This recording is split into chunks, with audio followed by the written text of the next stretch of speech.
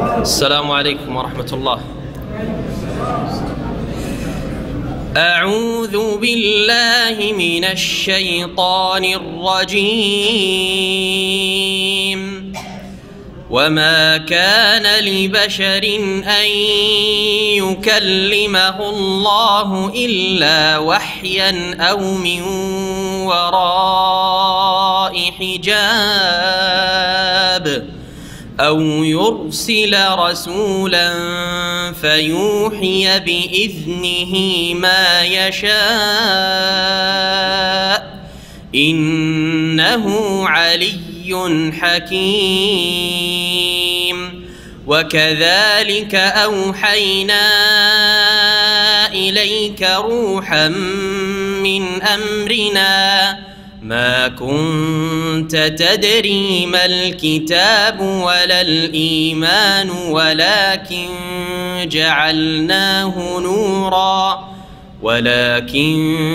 جعلناه نورا نهدي به من نشاء من عبادنا وإنك لتهدي إلى صراط مستقيم صراط الله الذي له ما في السماوات وما في الأرض ألا إلى الله تصير الأمور. السلام عليكم ورحمة الله وبركاته. إن الحمد لله نحمده ونستعينه ونستغفره ونعوذ بالله من شرور أنفسنا ومن سيئات أعمالنا من يهده الله فلا مضل له ومن يضلل فلا هادي له وأشهد أن لا إله إلا الله وحده لا شريك له وأشهد أن محمدا عبده ورسوله صلى الله تعالى عليه وعلى آله وصحبه وسلم تسليما كثيرا. أما بعد فقد قال الإمام البخاري رحمه الله تعالى قال ابن شهاب وأخبرني أبو سلمة ابن عبد الرحمن أن جابر بن عبد الله الأنصاري قال وهو يحدث عن فترة الوحي فقال في حديثه بين أنا أمشي إذ سمعت صوتا من السماء فرفعت بصري فإذا الملك الذي جاءني بحراء جالس على كرسي بين السماء والأرض فرعبت منه فرجعت فقلت زملوني زملوني فأنزل الله عز وجل يا أيها المدثر قم فأنذر إلى قوله والرجز فاهجر فحمي الوحي وتواتر মহান আল্লাহর সমস্ত প্রশংসা যে আল্লাহ রাব্বুল আলামিন ওহীর মাধ্যমে মানব জাতির অন্তরকে আলোকিত করেছেন, জীবনের সংশোধন করেছেন, সঠিক পথের দিক নির্দেশনা দিশা প্রদান করেছেন, জান্নাতের রাস্তা সুস্পষ্ট করেছেন, জাহান্নামের রাস্তা থেকে সতর্ক সাবধান করেছেন। ওহীর মাধ্যমে আল্লাহ রাব্বুল আলামিন আমাদের মতো মানুষদেরকে হেদায়েত নসিব করেছে, আলহামদুলিল্লাহ রাব্বিল আলামিন। ওহী ছাড়া কোনো মানুষ হেদায়েত পেতে পারে না। আম্বিয়া রাসূলগণ ওহী আসার আগে তারাও কিছু জানতেন না, যদিও সৃষ্টিগতভাবে চারিত্রিক ক্ষেত্রে তারা সবচেয়ে ভালো মানুষ হইতেন সমাজের, কিন্তু আল্লাহ রাব্বুল আলামিনের হেদায়েত বা রাহনুমাই দিক নির্দেশনা ছাড়া মানুষ যে কোনো স্তরের হোক না কেন সঠিক পথ খুঁজে নিতে পারে না। ওহী এমন একটি আল্লাহ রাব্বুল আলামিন নিয়ামত, যেই নিয়ামতের বদৌলতে ঈমান এসেছে, ইসলাম এসেছে, তাহারাত পবিত্রতা এসেছে, অন্তরের শরীরের সালাত, যাকাত, হজ, আখলাক, চরিত্র গঠন যা কিছুই হোক ওহীর মাধ্যমেই আমরা তা ঠিক করতে পেরেছি। এই ওহীর পর্ব আমাদের আলোচনা সহিহুল বুখারী থেকে। আজকে ছোট ছোট 3টি হাদিস রয়েছে।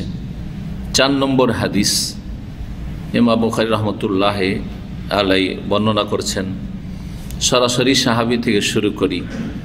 জাবের ইবনে আব্দুল্লাহ আনসারী রাদিয়াল্লাহু তাআলা আনহু, বাপ ছেলে দুজনেই সাহাবী ছিলেন রাদিয়াল্লাহু আনহুমা, বলা উচিত রাদিয়াল্লাহু আনহুমা।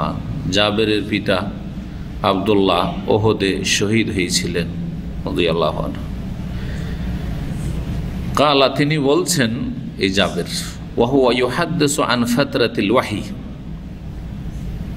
রাসূলুল্লাহ সাল্লাল্লাহু আলাইহি ওয়াসাল্লাম জাবের রাদিয়াল্লাহু তাআলা আনহুকে বর্ণনা করেছেন, জাবের রাদিয়াল্লাহু তাআলা আনহু বর্ণনা করেছেন। কালা, জাবের বলছেন, ওহির যে বিরতি ছিল, ওহির মাঝখানে একটা বিরতি ছিল। প্রথম ওহি নাজিলের পরে এটা সময় কী হয়েছিল? ওহি স্থগিত ছিল বা বিরতি ছিল মাঝখানে। এর আগে কিন্তু একদিন বলেছি যে এই বিরতির সময়টা কতটুকু ছিল, কিছু মনে আছে? কেউ বলেছেন? হ্যাঁ, 6 মাস। হ্যাঁ, কেউ বলেছেন? হ্যাঁ, একজন করে 40 দিন। মাশাআল্লাহ, মনে আছে। অল্প সময় যেটা 40 দিন, এইটারই সম্ভাবনা বেশি। যদিও কেউ বলেছেন যে 2-2.5 বছর, 2.5 বছর যেরকম বলেছেন। তো বিভিন্ন মত থাকলেও অল্প সময় বিরতি থাকার কথা। জি হ্যাঁ, তো এটাকে বলা হয় ফাতরাতুল ওয়াহি। ফাতরা মানে কোনো কিছুর গ্যাপ, শূন্যতা, বা কোনো কিছু থেমে যাওয়া। জি, এই জন্য মানুষ কর্ম করতে করতে যখন ক্লান্ত হয়ে থেমে যায়, এটা বলে ফুতুর বলা হয়। হ্যাঁ, ফাতরাতুন, ফুতুর তা দিয়ে। আর ফুতুর ত দিয়ে যদি হয়, তোর মানে হয় নাস্তা। জি, ইফতার। তো ফাতরাতুল ওয়াহি সম্পর্কে মানে ওয়াহির বিরতি সম্পর্কে বর্ণনা করছিলেন। ফাকালা ফি হাদিসেহি, রাসূলুল্লাহ সাল্লাল্লাহু আলাইহি ওয়াসাল্লাম তার হাদিসে বলেন, জাবের শুনেছেন, বাইনা নামশি, এক সময় আমি মক্কার কোনো এক স্থানে হাঁটছিলাম, রাস্তায় চলছিলেন। ইসামে তো সৌতা মিনাস সামাহ, হঠাৎ করে আকাশ থেকে একটি আওয়াজ শুনলাম। ফারাফা তো রাসি, তখন আমি মাথাটা ওপরে উঠিয়ে দেখলাম। স্বাভাবিক, ওপর থেকে আওয়াজ শুনলে মানুষ তাকাবে ওইদিকে যে কি হচ্ছে বা কি আওয়াজ আসছে। আমরা এমনি প্লেনের আওয়াজ শুনলে কি করি? হ্যাঁ, তাকিয়ে দেখি। যতই বড় মানুষ একটু তাকিয়ে দেখি, বিশেষ করে যদি বেশি জোরে আওয়াজ হয় তো আরও তাকিয়ে দেখি, যারা কাছে চলে এসছে মনে হয়, তাই না? ফাইজাল মালাক, হঠাৎ করে দেখি সেই ফেরেশতা। মালাক এক বচন, মালাইকা হচ্ছে বহু বচন। মালাক আরবিতে মালাক, ফেরেশতা শব্দটি ফার্সি শব্দ, উর্দু শব্দ। বাংলাতে মালাক বললে কেউ বুঝবে না, কিন্তু আসলে যেমন সলাত বলা উচিত নামাজ না বলে, সিয়াম বলা উচিত বা সম বলা উচিত রোজা না বলে, হ্যাঁ, তারপর সলাত আলা নবী বলা উচিত দুরুদ না বলে, ঠিক ওই রকমই মালাক ফেরেশতাকে বলা উচিত ফেরেশতা না বলে। কারণ এগুলি হচ্ছে ইসলামী পরিভাষা। ইসলামী পরিভাষাগুলি ইসলামে টার্মে রাখাটাই ভালো, কিন্তু একেবারে যেন অপরিচিত শব্দ। হ্যাঁ, মালাক যদি বলা হয় তো একবারে অপরিচিত শব্দ। ভারত, বাংলাদেশ, পাকিস্তানের শতকরা একজন তো দূরের কথা, মানে শতকরা হাজারে 2জনও বা একজন হয়তো বুঝবে কিনা আল্লাহ। কারণ দিন শিখি না আমরা, আসলে দিন শেখা খুব জরুরি। সেই মালাক বোঝানোর জন্য ফেরেশতা বলছি, আল্লাযী জাআনি বিহেরা, যে আমার কাছে এসেছিল কোথায়?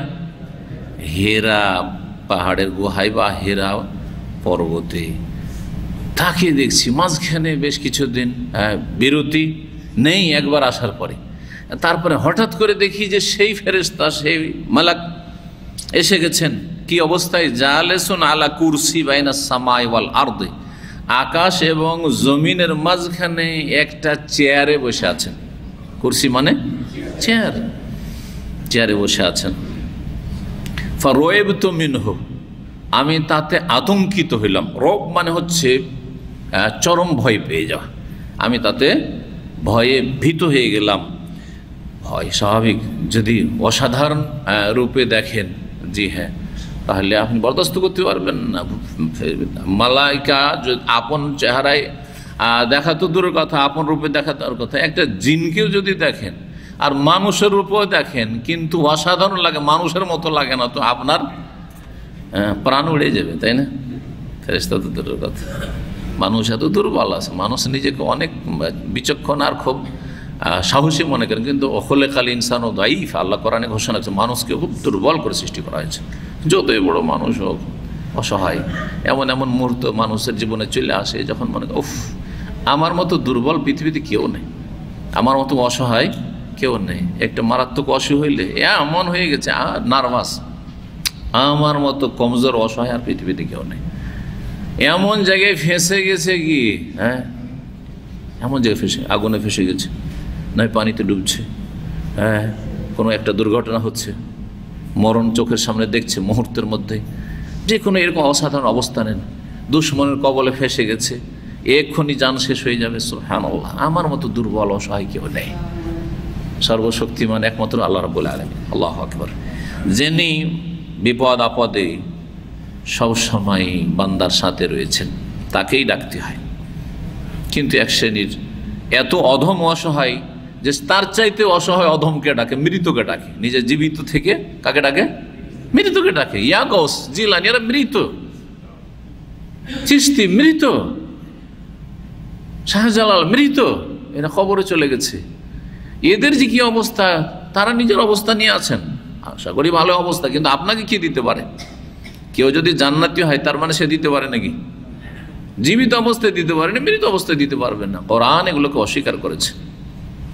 ওর চাইতে অধম কেউ নাই, অমান আদাল্ল, ওর চাইতে অধম অসহায় কেউ না, মিম্মাইয়াদু মিন দুনিল্লাহ, যে আল্লাহ ছাড়া অন্য কেউ ডাকে, আহ্বান করে। আল্লাহকে ডাকতে শিখেন, আল্লাহকে ডাকতে শিখেন।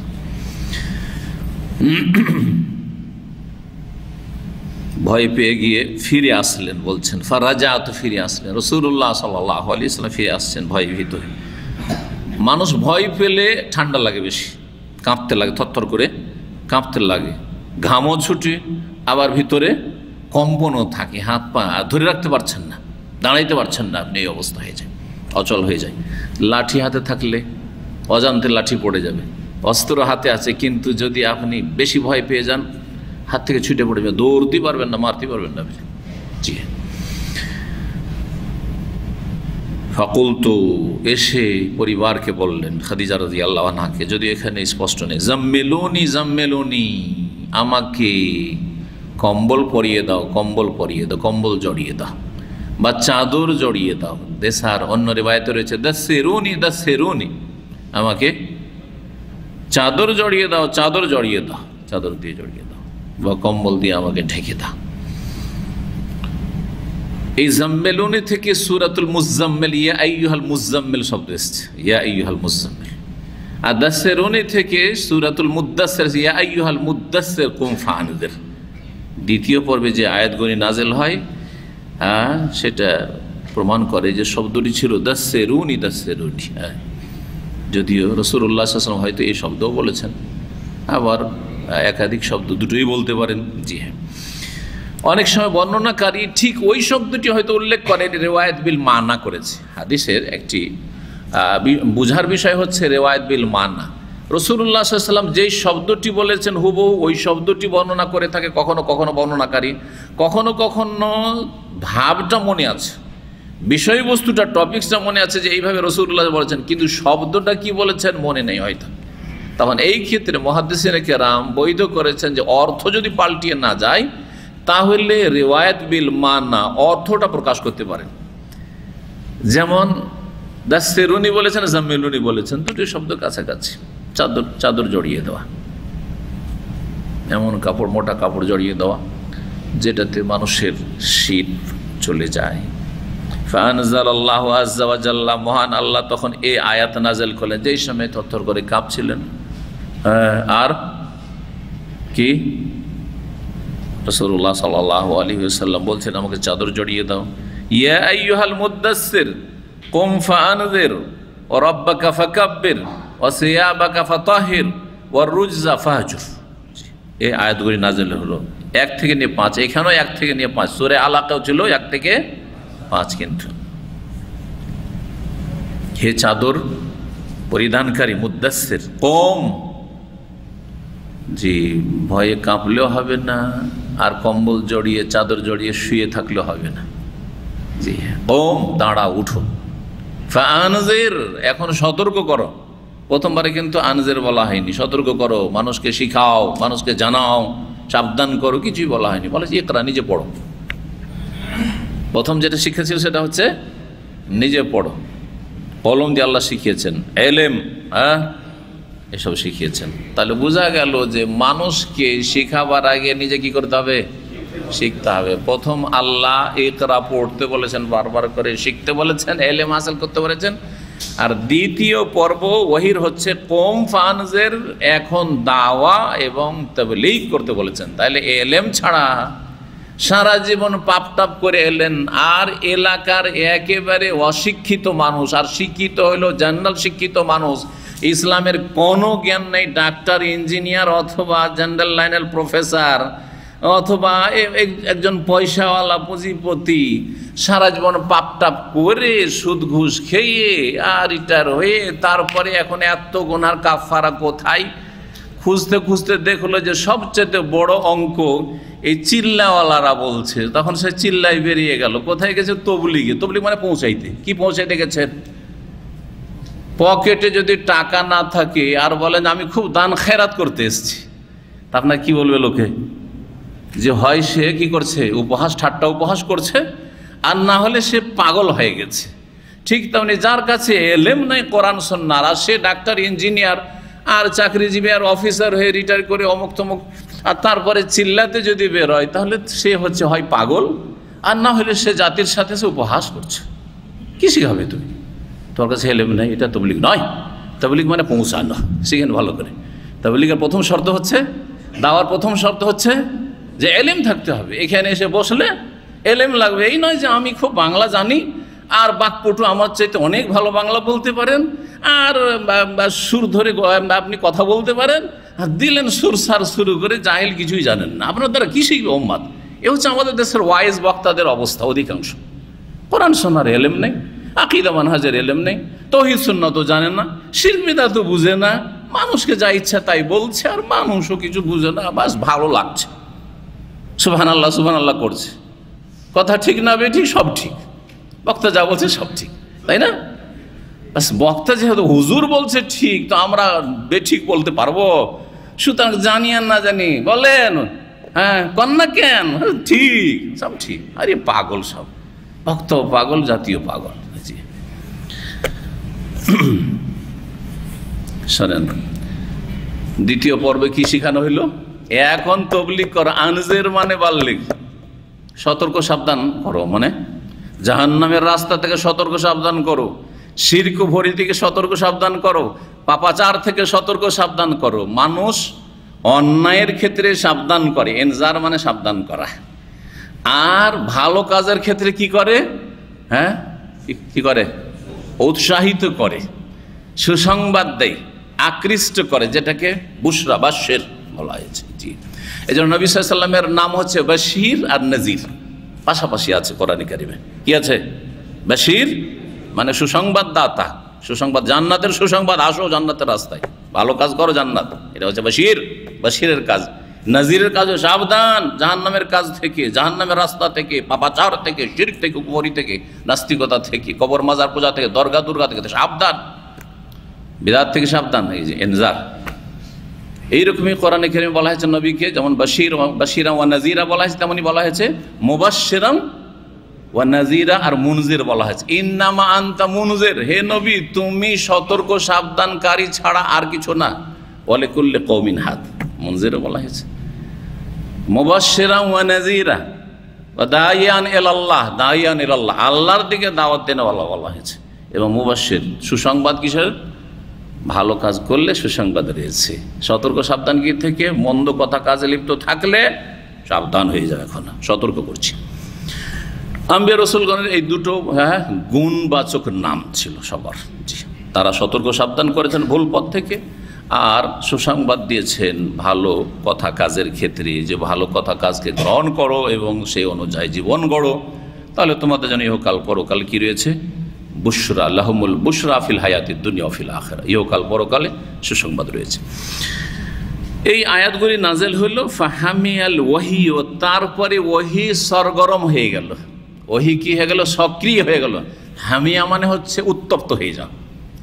তো ওয়াহি তো উত্তপ্ত হওয়ার বিষয় না। উত্তপ্ত কি হয়? ঠান্ডা জিনিসকে গরম করলে হ্যাঁ উত্তপ্ত হয় আগুন দিয়ে, তাই না?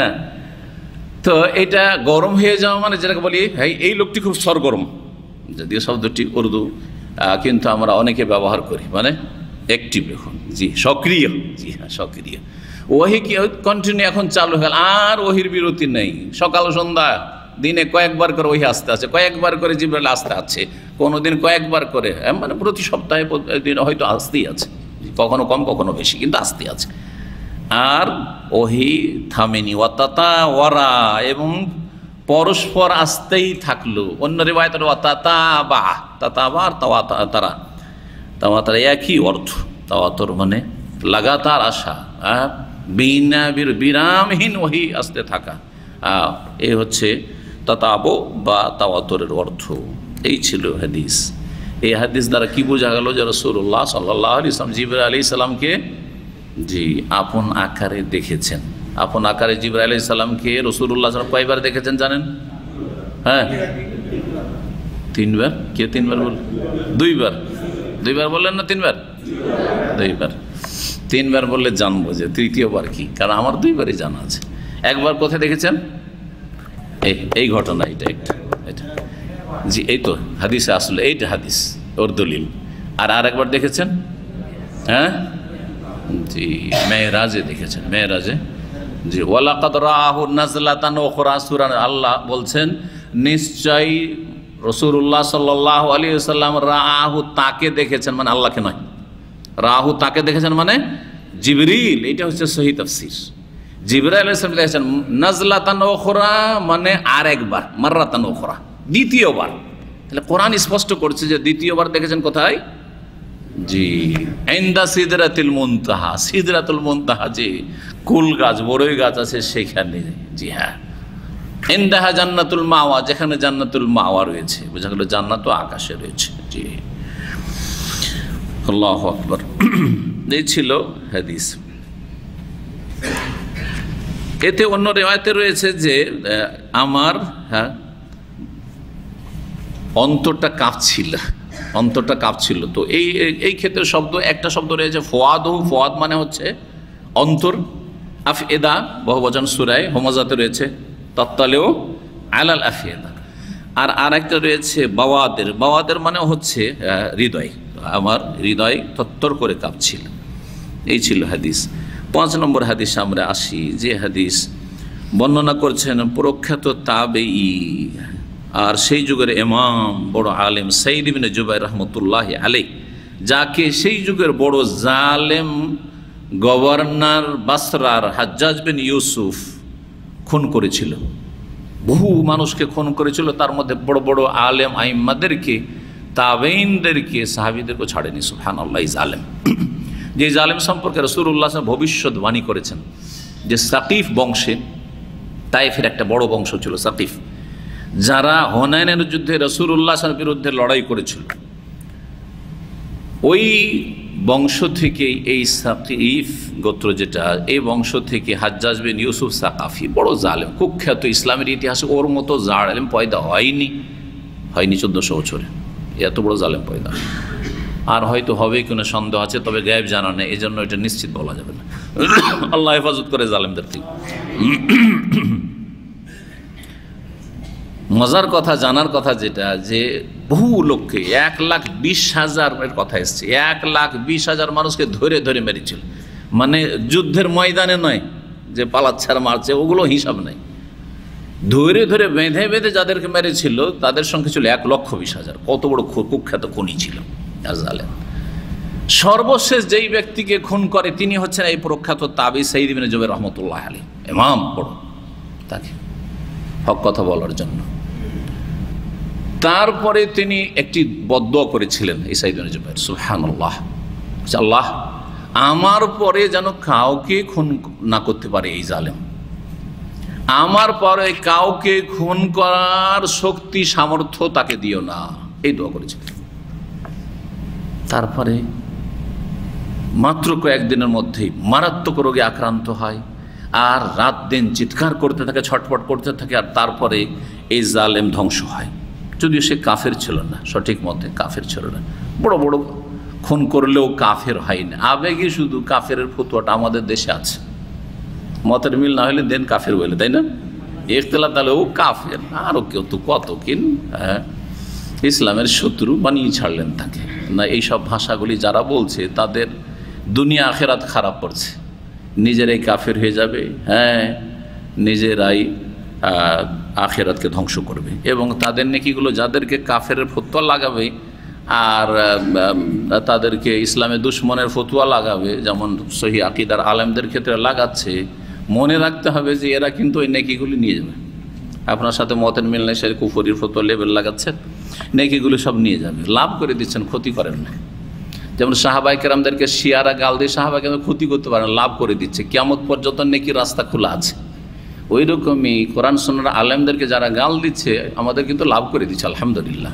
এই জন্য এইটা যখন মগজে থাকবে তখন ওই আলেম, সেই আকিদার আলেম যাকেই গাল দিক না কেন, আর তার রাগ করার কথা না, সে যাকে নাই কি হোক অথবা অন্য কোনো সেই আকিদার আলেমরাই হোক, কেউ রাগ করবে না যদি এই মাসআলাটি বা এই পয়েন্টটি মনে থাকে যে আমার নেকি বাড়ছে। যেমন সাহাবীদের নেকি বাড়ছে, যত রাফিজি শিয়া গাল দিচ্ছে তত সাহাবীদের নেকি বাড়তেই আছে, কারণ আল্লাহ ওদের নেকির রাস্তাটা খোলা রাখতে চেয়েছে।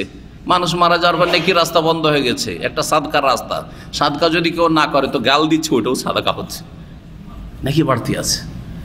এজন্য এতে কষ্ট পাওয়ার কোনো প্রয়োজনই নেই, কষ্ট পাওয়ার কথাই না আসলে। জি, অনেকে আপনারা আবেগে কষ্ট পাচ্ছেন, সই আকিদার ভাইরা, না না কোনো কষ্ট নেই, আলহামদুলিল্লাহ আলহামদুলিল্লাহ, লাভ করে দিচ্ছে। সর্বনাশ তাদের হচ্ছে। সাঈদ বিন জুবাইরের দোয়া কবুল হয়েছিল, হ্যাঁ, সে চিৎকার করে করে, জি, আর বলতো কি জানেন, যে এই যে সাঈদ বিন জুবাইর দেয়ালে, আল্লাহু আকবার, হ্যাঁ, মরণশয্যায় শুয়ে আছে, আর ওই দেখাচ্ছি কি যে দেখতে পাচ্ছে, আল্লাহ তাকে দেখাচ্ছে, আল্লাহর গজব ফেরেশতা, যে এই সাঈদ বিন জুবাইর আমাকে খেতে আসছে, আমাকে খেতে আসছে, এই চিৎকার করতে করতে মারা গেছে। জি হ্যাঁ, মাঝে মাঝে আমার ইচ্ছা হয় এর জীবনে আমার কাছে নোট করা আছে, আলোচনা করা, যাতে বুঝতে পারেন আর জালেমরা এরকম জুলম না করেন, কারণ পরিণাম খুব খারাপ, জালেমের পরিণাম খুব খারাপ, যেই রকমের জুলুম করেন না কেন, যেই রকমের জুলুম, কে ধর্ষণের জুলুম করুক আর আপনার কি বলছে খুনের জুলুম করুক, যেমন আজকাল জুলুম হচ্ছে, হ্যাঁ, গণপিটুনির, হ্যাঁ, জুলুম এই যে জালেমরা করছে, গোটা গ্রাম গোটা এলাকাবাসী যতগুলি লোক শরীক হয়েছে গণপিটুনিতে, সবগুলি আল্লাহর গজব, আল্লাহ লানত পড়তেই আছে, আল্লাহ লানত পড়তে আছে। যে চলে গেল সে তো শহীদ হয়ে গেল ইনশাআল্লাহ, সে যদি মুমিন মুসলিম হয় তাহলে। কিন্তু যারা খুন করেছে তাদের উপর আল্লাহর গজব হইতেই আছে, আল্লাহর গজব হইতেই আছে। আরও যে কত গজব বাকি আছে দুনিয়াতে বেঁচে থাকলে, তার প্রতীক্ষায় থাকুক, যদি তওবা করে না ফিরে আসে তারা। কথা লম্বা না করে হাদিসগুলো শেষ করি। তিনি বর্ণনা করছে, ইবনে আব্বাস রাদিয়াল্লাহু তাআলা আনহুমার ছাত্র, প্রখ্যাত সাহাবী, মুফাসসির, সাহাবীদের মধ্যে সবচেয়ে বড় যাকে মুফাসসির বলা হয় আব্দুল্লাহ বিন আব্বাস, তার ছাত্র ছিলেন সাইয়্যিদ ইবনে জুবাইর রাহমাতুল্লাহি আলাইহি। ফি কওলিহি তাআলা, মহান আল্লাহর এই বাণীর তাফসীরে আব্দুল্লাহ বিন আব্বাস রাদিয়াল্লাহু তাআলা আনহু বলছেন, লা তুহাররিক বিহি লিসানাকা লিতাআজালা বিহি, সূরাতুল কিয়ামার আয়াত নম্বর 16। আল্লাহ রাব্বুল আলামিন এই আয়াতে ইরশাদ করেছেন নবী সাল্লাল্লাহু আলাইহি ওয়াসাল্লামকে সম্বোধন করে। প্রথম দিকে যখন ওহী নাযিল হইতো, নবী সাল্লাল্লাহু আলাইহি ওয়াসাল্লাম ভাবতেন যে সাথে সাথেই যদি মুখস্থ না করি তো যদি ভুলে যাই, যদি একটা শব্দ বা একটা লাইন ছুটে যায়, হ্যাঁ, তাহলে তো মুশকিল, গুনাহগার হয়ে যাব। এই জন্য জিবরাইল আলাইহিস সালাম যেমনই আবৃত্তি করতে লাগতেন, তেলাওয়াত করতে লাগতেন, সাথে সাথে তেলাওয়াত করতে লাগতেন, ঠোঁট নড়াইতে লাগতেন আর জিহ্বা নড়াইতে লাগতেন। মানুষ যখন কথা বলে তখন জিহ্বাও নড়ে আর ঠোঁটও নড়ে, দুটোই নড়ে, এই করতেন। আল্লাহ বলছেন, লা তুহাররিক বিহি লিসানাকা, কোরআন তেলাওয়াত করতে গিয়ে বা মুখস্থ করতে গিয়ে তুমি তোমার জবানকে হিলাইও না, নড়াইও না। লিতাআজালা বিহি, তাড়াহুড়া করার উদ্দেশ্যে, তাড়াহুড়া করে মুখস্থ করার উদ্দেশ্যে। কাকে বলছেন? আল্লাহ নবী করিম সাল্লাল্লাহু আলাইহি ওয়াসাল্লামকে বলছেন। তারপরের অংশটুকু শুনেন, আল্লাহ নিশ্চয়তা দান করছেন, কি বলছেন? ইন্না আলাইনা জামআহু ওয়া কুরআনা সুম্মা ইন্না আলাইনা বায়ানা। আল্লাহ বলছেন নিশ্চয়ই আমার দায়িত্ব হচ্ছে জামআহু, কোরআনকে একত্রিত করা। কোরআনকে কি করা? সবগুলিকে একত্রিত করা, মানে একটিও ছুটে যাবে না, একটা শব্দও ছুটে যাবে না। জমা করা, একত্রিত করা, সংকলন করা আমার কাজ, আল্লাহ দায়িত্ব নিয়েছেন। আলাইনা জামা ওয়া কোরআনা, এমনকি পড়িয়ে দেওয়া আর কেরাত মুখস্থ করা আর শুদ্ধ পড়া করা আর বহু হাফেজের সিনাতে তার হেফাজত করা, সেটাও আমার দায়িত্ব। শুধু শব্দের হেফাজত না, তার অর্থের হেফাজত করা, যাতে অপব্যাখ্যাকারী বেদাতপন্থীরা ভুল ব্যাখ্যা করে মানুষকে গোমরাহ না করতে পারে কোরআন দিয়ে, সেটাও এর অন্তর্ভুক্ত। জি হ্যাঁ, সেটাও আল্লাহর দায়িত্ব। এই জন্য যুগে যুগে কোরআন সুন্নাহর আলেম পয়দা হতেই থাকবে, দায়ী এলাল্লাহ পয়দা হতেই থাকবে, মুজাদ্দিদ সংস্কারক প্রত্যেক শতাব্দীতে হতেই থাকবে। যেমন রাসূলুল্লাহ সাল্লাল্লাহু আলাইহি ওয়াসাল্লাম সহিহ বুখারী হাদিসে আছে, যেসব ধর্মের নামে কুসংস্কার থাকবে সেগুলিকে মানুষের সামনে তুলে ধরবে, যে দেখো এগুলো ভেজাল, কিন্তু এগুলো ভেজাল। যেমন ভেজাল খাদ্যকে চিহ্নিত করা হয়, ভেজাল ধর্ম, ভেজাল যুক্ত ধর্ম, এটা ইসলাম নয়। ইন্না আলাইনা জামআহু ওয়া কুরআন, দুটো কথা বললেন, জমা এবং পড়া। হ্যাঁ, কেরাতের মধ্যে হেফজও আছে। সুম্মা ইন্না আলাইনা বায়ানা, কেউ ভাবতে পারে যে আচ্ছা কোরআন তো বুঝা, ওইটা আমাদের দায়িত্ব, আল্লাহ ছেড়ে দিয়েছেন না। বলছেন সুম্মা ইন্না আলাইনা বায়ানা, আল্লাহ বলছেন সেটার বয়ান করা, সেটার বিশ্লেষণ করা, সেটার তাফসীর করা, সেটাও আমার দায়িত্ব, সেটা হচ্ছে আমার দায়িত্ব। অর্থাৎ এমন কোনো আয়াত নেই যে আয়াতের তাফসীর রাসূলুল্লাহ সাল্লাল্লাহু আলাইহি ওয়াসাল্লাম কথার দ্বারা বা কাজের দ্বারা করেননি। দ্বিতীয় ওহী হচ্ছে হাদিস। ওহী কিন্তু দুই রকম, ওহী হচ্ছে দুই রকম। এক ওহী হচ্ছে কি কোরআনুল কারীম, শব্দ অর্থ দুটো আল্লাহর পক্ষ থেকে। আর এক ওহী, ওহী মতলু ছাড়া, এটা ওহী মতলু বলা হয়, যেটা তেলাওয়াতকৃত। দ্বিতীয় ওহী হচ্ছে গায়র মতলু, মানে হাদিস। হাদিস দিয়ে আয়াতের ব্যাখ্যা করা হয়েছে, সেটা বাচনিক হাদিস হোক, নবী সাল্লাল্লাহু আলাইহি ওয়াসাল্লামের কথা, অথবা কাজের দ্বারা হোক, প্র্যাকটিক্যাল করে। এই আয়াতের তাফসীর করতে গিয়ে বলছেন ইবনে আব্বাস রাদিয়াল্লাহু তাআলা আনহু, কানা রাসূলুল্লাহ সাল্লাল্লাহু আলাইহি ওয়াসাল্লাম ইউআলিজু মিনাত তানজিল শিদ্দাহ, রাসূলুল্লাহ সাল্লাল্লাহু আলাইহি ওয়াসাল্লাম কোরআন অবতরণের সময় কষ্ট পেতেন। কোরআন যখন অবতীর্ণ হইতো তখন রাসূলুল্লাহ সাল্লাল্লাহু আলাইহি ওয়াসাল্লামের কি হইতো? কষ্ট হইতো। কোরআন বহন করা অত সহজ নয়, আপনারা যত সহজ মনে করছেন। কোরআন হাফেজ হয়ে গেলে অহংকারের শেষ নেই, কোরআনের কারি হয়ে গেলে আরে দেশের বিখ্যাত কারি, এক নম্বর কারি, অনেক কিছু। না না না না না, এর বহনের অনেক দায়িত্ব আছে। জি, আর এই যে বোঝা, কোরআন যে একটা বোঝা, বিভিন্ন দিক থেকে নাজিল হওয়ার সময় থেকে শুরু করে সেটা তিলাওয়াত, সেটা মুখস্থ করা, সেটা শুদ্ধ পড়া, সেটার অর্থ বোঝা এবং সেটার প্রতি আমল করা, সেটার সহি দাওয়াত দেওয়া, এতগুলি বোঝা বহন, আরও কিছু। জি, এত সহজ নয় কোরআন। এই জন্য কোরআন কারীমকে আল্লাহর সূরাতুল মুজাম্মিল বলেছে, কি বলেছে? ইন্না ইন্না কাওলান সাকিলা, আয়াতটি পড়েন কি হাফেজরা? ইন্না নাহনু নাযালনাল কোরআনা তানজিলা। আর আয়াতে ইন্না সানুলকি আলাইকা কাওলান সাকিলা। হাফেজরাকে কোরআন পড়তে বলি তো পরের দিকটা পড়তে পারবে, হ্যাঁ, যেটা বাটিতে, কিন্তু যেটা উজানে আছে সেটা পড়তে পারে না। সমস্যা এটা, বুঝেন না? যেমন আপনার নদীর ভাটা তো বুঝেন না, যেদিকে স্রোত যাচ্ছে ওই দিকে সাঁতার দেওয়া তো খুব সহজ, কিন্তু উজানের দিকে সাঁতার দিয়ে যাওয়া খুব কঠিন। ঠিক তেমনই হয়তো আমার যে অংশটুকু মুখস্থ এখন চলে আসছে হঠাৎ করে, সেটা হচ্ছে এই দিকটা। আগের দিক থেকে শুরু করেন, একটু উজানের দিক থেকে শুরু করেন। এই যে ইন্না সানুলকি আলাইকা কাওলান সাকিলা, কাওলান সাকিলা মনে আসছে, কিন্তু এটা জিজ্ঞেস করছি, হাফেজরা চিন্তা করছেন আরে কী রে কী রে কী রে, তাই না? আল্লাহ বলছে ইন্না সানুলকি আলাইকা, হে নবী শীঘ্রই আমি, বা নিশ্চয় আমি, সিন মানে নিশ্চয় হয়, শীঘ্রই হয়, নিশ্চয় আমি তোমার ওপর নিক্ষেপ করব, ওহী করব, কাওলান সাকিলা, খুব ভারী কথা, খুব ভারী বাণী, কাওলান সাকিলা। তো কোরআন কারীম খুব ভারী। এই যে ভারী নাজিল হওয়ার সময় এর ধরনটা যে কি হইতো, কি যে হইতো, যে রাসূলুল্লাহ সাল্লাল্লাহু আলাইহি ওয়াসাল্লামের জন্য খুব কষ্টকর ছিল এটা। এর আগে একটা হাদিসে দেখেছেন, এখানে সিদ্ধা শব্দটি আসলো, আর যখন রাসূলুল্লাহ সাল্লাল্লাহু আলাইহি ওয়াসাল্লামের কাছে ওহী আসতো, ঝন ঝন ঝন ঝন ঝন করে আওয়াজ হয়ে, সালসালাতুল জারাস, ঘণ্টার আওয়াজের মতো ঝনকারের সাথে, তখন ঘেমে একবারে অবস্থা খারাপ হয়ে যেত। আর ওয়াহু আসাদ্দহু আলাইয়া, সেটা আমার জন্য বেশি কঠিন হইতো। তাহলে বোঝা, কঠিন সবসময় হইতো যে কোনো সময় ওহী আসলে, কিন্তু এটা বেশি কঠিন হইতো রাসূলুল্লাহ সাল্লাল্লাহু আলাইহি ওয়াসাল্লাম। একবারের ঘটনা, কোন সাহেব বলছেন যে হঠাৎ করে ওহী চলে আসলো, সেই সময় রাসূলুল্লাহ সাল্লাল্লাহু আলাইহি ওয়াসাল্লামের রানটা আমার রানের উপর আছে, আর হঠাৎ করে ওহী চলে এসছে। এমন ভারী হয়েছেন যে মনে হচ্ছে যে আমার রানটা ভেঙে চূর্ণ বিচূর্ণ হয়ে যাবে।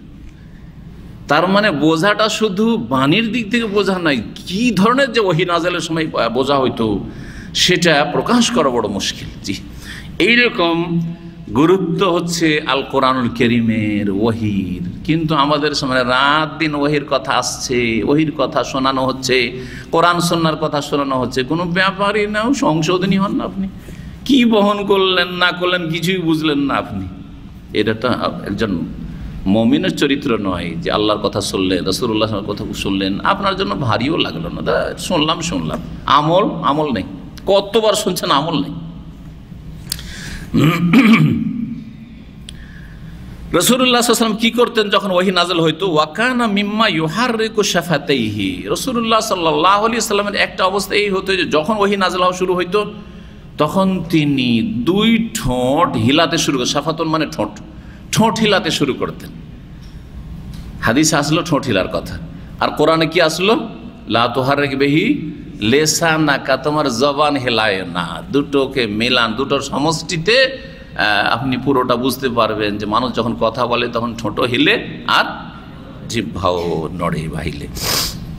ফাকাল ইবনে আব্বাস রাদিয়াল্লাহু আনহু বলছেন, ফাআনা উহাররিকুহুম আলাকা, নবী সাল্লাল্লাহু আলাইহি ওয়াসাল্লাম কেমন করে হিলাইতেন দেখিয়েছেন তিনি, যে এইভাবে আমি হিলাইতে শুরু করতাম, কথা বলতে শুরু করতাম, কোরআন সাথে সাথে পড়তে শুরু করতাম। ওইটাকে বাস্তবে দেখাচ্ছেন ইবনে আব্বাস যে এইভাবে রাসূলুল্লাহ সাল্লাল্লাহু আলাইহি ওয়াসাল্লাম হিলাতেন যেভাবে আমি হিলাচ্ছি। তার ছাত্র সাঈদ ইবনে জুবাইরকে বলছেন, কামা কানা রাসূল ইউহাররিকুহুমা। ওয়া ক্বালা সাঈদ ইবনে জুবাইর ইমাম তাবী, তিনি বলছেন আনা উহাররিকুম, আমিও হিলিয়ে দেখাচ্ছি তোমাদেরকে। তার ছাত্রদেরকে বলতেন কামা রাআইতু ইবনে আব্বাস ইউহাররিকুমা, যেমন ইবনে আব্বাস রাদিয়াল্লাহু তাআলা আনহুকে ঠোঁট হিলাতে দেখেছি। ফাহাররাকা শাফাতাই, এই হাদিসটাকে মুহাদ্দিসিনদের ভাষায় বলা হয় যে মুসালসাল বেতাহরিকি শাফাতাইন, মানে এমন হাদিস যাতে পরম্পরার সাথে কি করা হয়েছে, ঠোঁট হিলানো হয়েছে। রাসূলুল্লাহ সাল্লাল্লাহু আলাইহি ওয়াসাল্লাম কীভাবে ঠোঁট হিলাতেন সাহাবীকে দেখেছেন, সাহাবী দেখেছেন যে রাসূলুল্লাহ সাল্লাল্লাহু আলাইহি ওয়াসাল্লাম কেমন করে ঠোঁট হিলাতেন। আর কাকে দেখেছেন? সাঈদ ইবনে জুবাইর তাবেঈকে দেখেছেন। তাবেঈ আবার তাবেঈকে দেখাচ্ছেন, তার ছাত্রদেরকে দেখাচ্ছেন এইভাবে রাসূলুল্লাহ সাল্লাল্লাহু আলাইহি ওয়াসাল্লাম ঠোঁট হিলিয়ে আর জবান হিলিয়ে তাড়াহুড়া করে মুখস্থের চেষ্টা করতেন। ফানজাল্লাহু আযজা ওয়া জাল্লা, তখন আল্লাহ রাব্বুল আলামিন এই আয়াত নাযিল করলেন, লা তুহাররিক বিহি লিসানাকা লিতাজালা বিহি ইন্না আলাইনা জামাহু কুরআনা। জি হ্যাঁ, ফাইদা কারানাহু ফাত্তাবি কুরআন। হ্যাঁ, এখানে মাঝখানে একটি আয়াত ছুটেছিল, ফাইদা কারানাহু, তাহলে কি করতে হবে? তাড়াহুড়া করে মুখস্থ করিও না। তাহলে ফাইদা কারানাহু, আল্লাহ বলছেন যখন আমি পড়িয়ে দেব। কার মাধ্যমে পড়িয়ে দেবেন? জিবরাইল আলাইহিস সালাম যখন পড়াটা শেষ করে পুরাটা নাযিল হইতে দাও, পুরাটা বলে নিতে দাও, তেলাওয়াত করে নিতে দাও যে এইটা নাযিল হইল এত দূর, পুরো একটা একটা করে, দুটো করে, তিনটা করে আয়াত মুখস্থ করাতেন না। যখন বেশি আয়াত নাযিল হইতো পুরাটা জিবরাইল আলাইহিস সালাম পড়ে দিতেন। ফাইদা কারানাহু, সবটা যখন আমি পড়ে দেবো, মানে আমার ফেরেশতা জিবরিল পড়ে দেবে আলাইহিস সালাম, ফাত্তাবি কুরআনা, তখন আমার পঠনে তুমি অনুসরণ করো, মানে পেছনে পেছনে এখন পড়তে শুরু করো, বুঝলে না, পড়তে শুরু করো। সুম্মা ইন্না আলাইনা বায়ানা, তারপরে বলছেন যে আমার দায়িত্ব, অথবা আমার এটাও দায়িত্ব যে সেটা বিশদভাবে বর্ণনা করে দেবো, মানে তার তাফসীর করে দেবো। ফাস্তামিলাহু, তুমি মনোযোগী হয়ে শোনো, ও আনসেত, এবং চুপ থাকো। আনসেত মানে চুপ থাকো। ইনসাত আর ইস্তেমা, কোরআনে কিন্তু এই ভাষাটি এসছে, ওয়াইদা কোরিয়াল কোরআন ফাস্তামিলু ওয়া আনসিতু, যখন কোরআন তেলাওয়াত হবে তখন তোমরা মনোযোগী হয়ে শোনো, শুধু শোনো না, মনোযোগী হয়ে শোনো, আর ওয়া আনসিতু, নীরব থাকো। ইস্তেমা কি আর এনসাত কি, আরবি ভাষা শিখায় আপনাদেরকে, কারণ অনেকে এখানে সবাই শুনছেন। তো আমার একটা উদাহরণ দিলাম আপনাদের, এরকম যে কোনো মাহফিলে শুনছেন, বাপ মা কোনো কথা বলছে, একটা মিটিং চলছে পারিবারিক, শুনছেন, কিন্তু একটা হচ্ছে সেমা মানে শুধু শোনা, আর একটা হচ্ছে ইস্তেমা মানে মনোযোগী হয়ে শোনা, আর একটা হচ্ছে ইস্তেমা মাল এনসাত, এনসাতের সাথে শোনা। এনসাত কোনটা? তাহলে বলছেন যে কান লাগিয়ে শোনা, এটা হচ্ছে মানে মনোযোগী হয়ে, কি বলছে কর্ণপাত করে শুনছেন, কর্ণপাত করে ভালো করে শুনছেন আপনি, এটা হচ্ছে ইস্তেমা, শুধু সেমা না। আর শুনছেন এই যে বিভিন্ন হইচই আওয়াজ আসছে, সব শুনছি তো, আপনারা আমার আলোচনার আগে সব যে কথা বলছেন সেই কথাগুলি সবগুলির সমষ্টিতে একটা খিচুড়ি তৈরি হচ্ছে, কিন্তু বুঝতে পারেন না, মাছের হাটে, গরুর হাটে, যে কোনো হাটে যেখানে ভিড়ভাড় থাকে শিখতে চলে যান, হই হই হই হই একটা আওয়াজ শুনছেন, আওয়াজও শুনছেন কিন্তু কি শুনছেন কিছু তো বুঝেন না, তাই না? ওটা হচ্ছে শুধু শোনা। তো এইরকমই কানে একটা আওয়াজ আসলো, এদিক সেদিক থেকে আওয়াজ আসছে, শুনছেন, কিছু বুঝলেন না, কারো কথা বুঝলেন কারো কথা বুঝলেন, এটা শোনা। কিন্তু ইস্তেমা কান লাগিয়ে শোনা, এটা হচ্ছে ইস্তেমা। অনেক সময় কান লাগিয়ে শুনছেন কিন্তু চোখ অন্যদিকে আছে, তাহলে এনসাত নেই। এনসাত মানে হচ্ছে যিনি বলছেন তার দিকে দৃষ্টিপাত করে থাকা। এই জন্য খুতবা শোনার ক্ষেত্রে বা দিনী আলোচনায় যে দর্শ শুনছেন আপনারা, এই ক্ষেত্রে দুটো যদি থাকে তাহলে আপনি কোরআনী শিক্ষার উপর আমল করলেন। একটা হচ্ছে কান লাগিয়ে শোনা, ভালো করে কর্ণপাত করা, কি বলা হচ্ছে কানে ঢুকাবার চেষ্টা করা, সবগুলি কিছু শুনলাম এরকম নয়, ভালো করে শোনা, কর্ণপাত করে। আর এনসাত মানে হচ্ছে যিনি আলোচক তার দিকে তাকানো, তার দিকে তাকাইতে হবে। আপনি ওইদিকে নিচে মাথা করে আছেন, অনেকে কিন্তু শুনছেন নিচে মাথা করে আছেন, তাহলে এনসাত নেই। ইস্তেমা হয়তো আছে, কানটা এদিকে আছে কিন্তু চোখটা কোন দিকে আছে? নিচের দিকে, পায়ের দিকে দেখছেন, কেউ একটু মোবাইলের দিকে দেখছেন, কেউ পাশের লোকের দিকে দেখছেন, কেউ এদিক ওদিক দেখছেন, কেউ একবার পিছন দিকে ঘুরে দেখছেন, তো এনসাত নেই। আল্লাহ কি বলছেন? ওয়াইদা করিয়াল কোরআনও, যখন কোরআন পাঠ হবে, কোরআন পাঠটা তেলাওয়াত হোক শুধু, অথবা কোরআনের শিক্ষা হোক, অথবা কোরআনের তাফসীর হোক, দিনই আলোচনা হোক, সবগুলি ক্ষেত্রে কিন্তু আমাদের মনে হয় কোরআন শুধু তেলাওয়াত হইলে আর বক্তব্য চলছে দিনই আলোচনা, তখন নয়। অবশ্যই সেটাই তো আসল উদ্দেশ্য। ফাস্তামিউলাহু, মনোযোগী হয়ে শোনো, শুধু শুনতে বলেনি, মনোযোগী হয়ে। ও আনসিতু, এবং চুপ থাকো, মানে এনসাত মানে চোখটা ওইদিকে রাখা, চোখ থেকে এদিক ওদিক থাকা মানে চুপ থাকলেন না। হয়তো মুখটা চুপ আছে কিন্তু হাত পা চুপ নেই, মুখটা চুপ আছে কিন্তু চোখ চুপ নেই, চোখ এদিক ওদিক করছে। তাহলে এনসাত মানে শুধু মুখটা বন্ধ রাখা নয়, নীরব থাকা নয়। তা নীরবের অর্থ এনসাত দিয়ে অসম্পূর্ণ অর্থ। মুখটাও বন্ধ থাকবে, আপনি কথা বলবেন না, আর তার সাথে হাত পা এদিক সেদিক হবে না, বরং চোখটাও এদিক সেদিক হবে না, চোখটাও আলোচকের দিকে থাকবে বা শিক্ষকের দিকে থাকবে। জি, যারা এইভাবে লেখাপড়া করে তারাই উন্নতি করতে পারে। আর আমরা দেখি ছাত্র জীবনে, জি এবারও পড়তাম, মনে আছে তিরমিজি বুখারী এবারও পড়তাম, দুই একজন সঙ্গী এমন ছিল যে রাত্রে তাহাজ্জুদ পড়তো। একজন তো ছিল ভালো তাহাজ্জুদ গুজার, আর তিরমিজির দাসে বড় একজন আলেম আমাদেরকে তিরমিজি পড়াইতেন, বুখারীও পড়াতেন, বড় বড় আলেমরা পড়েছি তাদের কাছ থেকে। ঘুমাইতো এসে, ঝিমাচ্ছে। এই নফল তাহাজ্জুদ দিয়ে লাভই কি? যাতে আপনি ভালো আলেম হইতে পারলেন না, ভবিষ্যতে মক্তবের আলেম হয়ে থেকে গেলেন।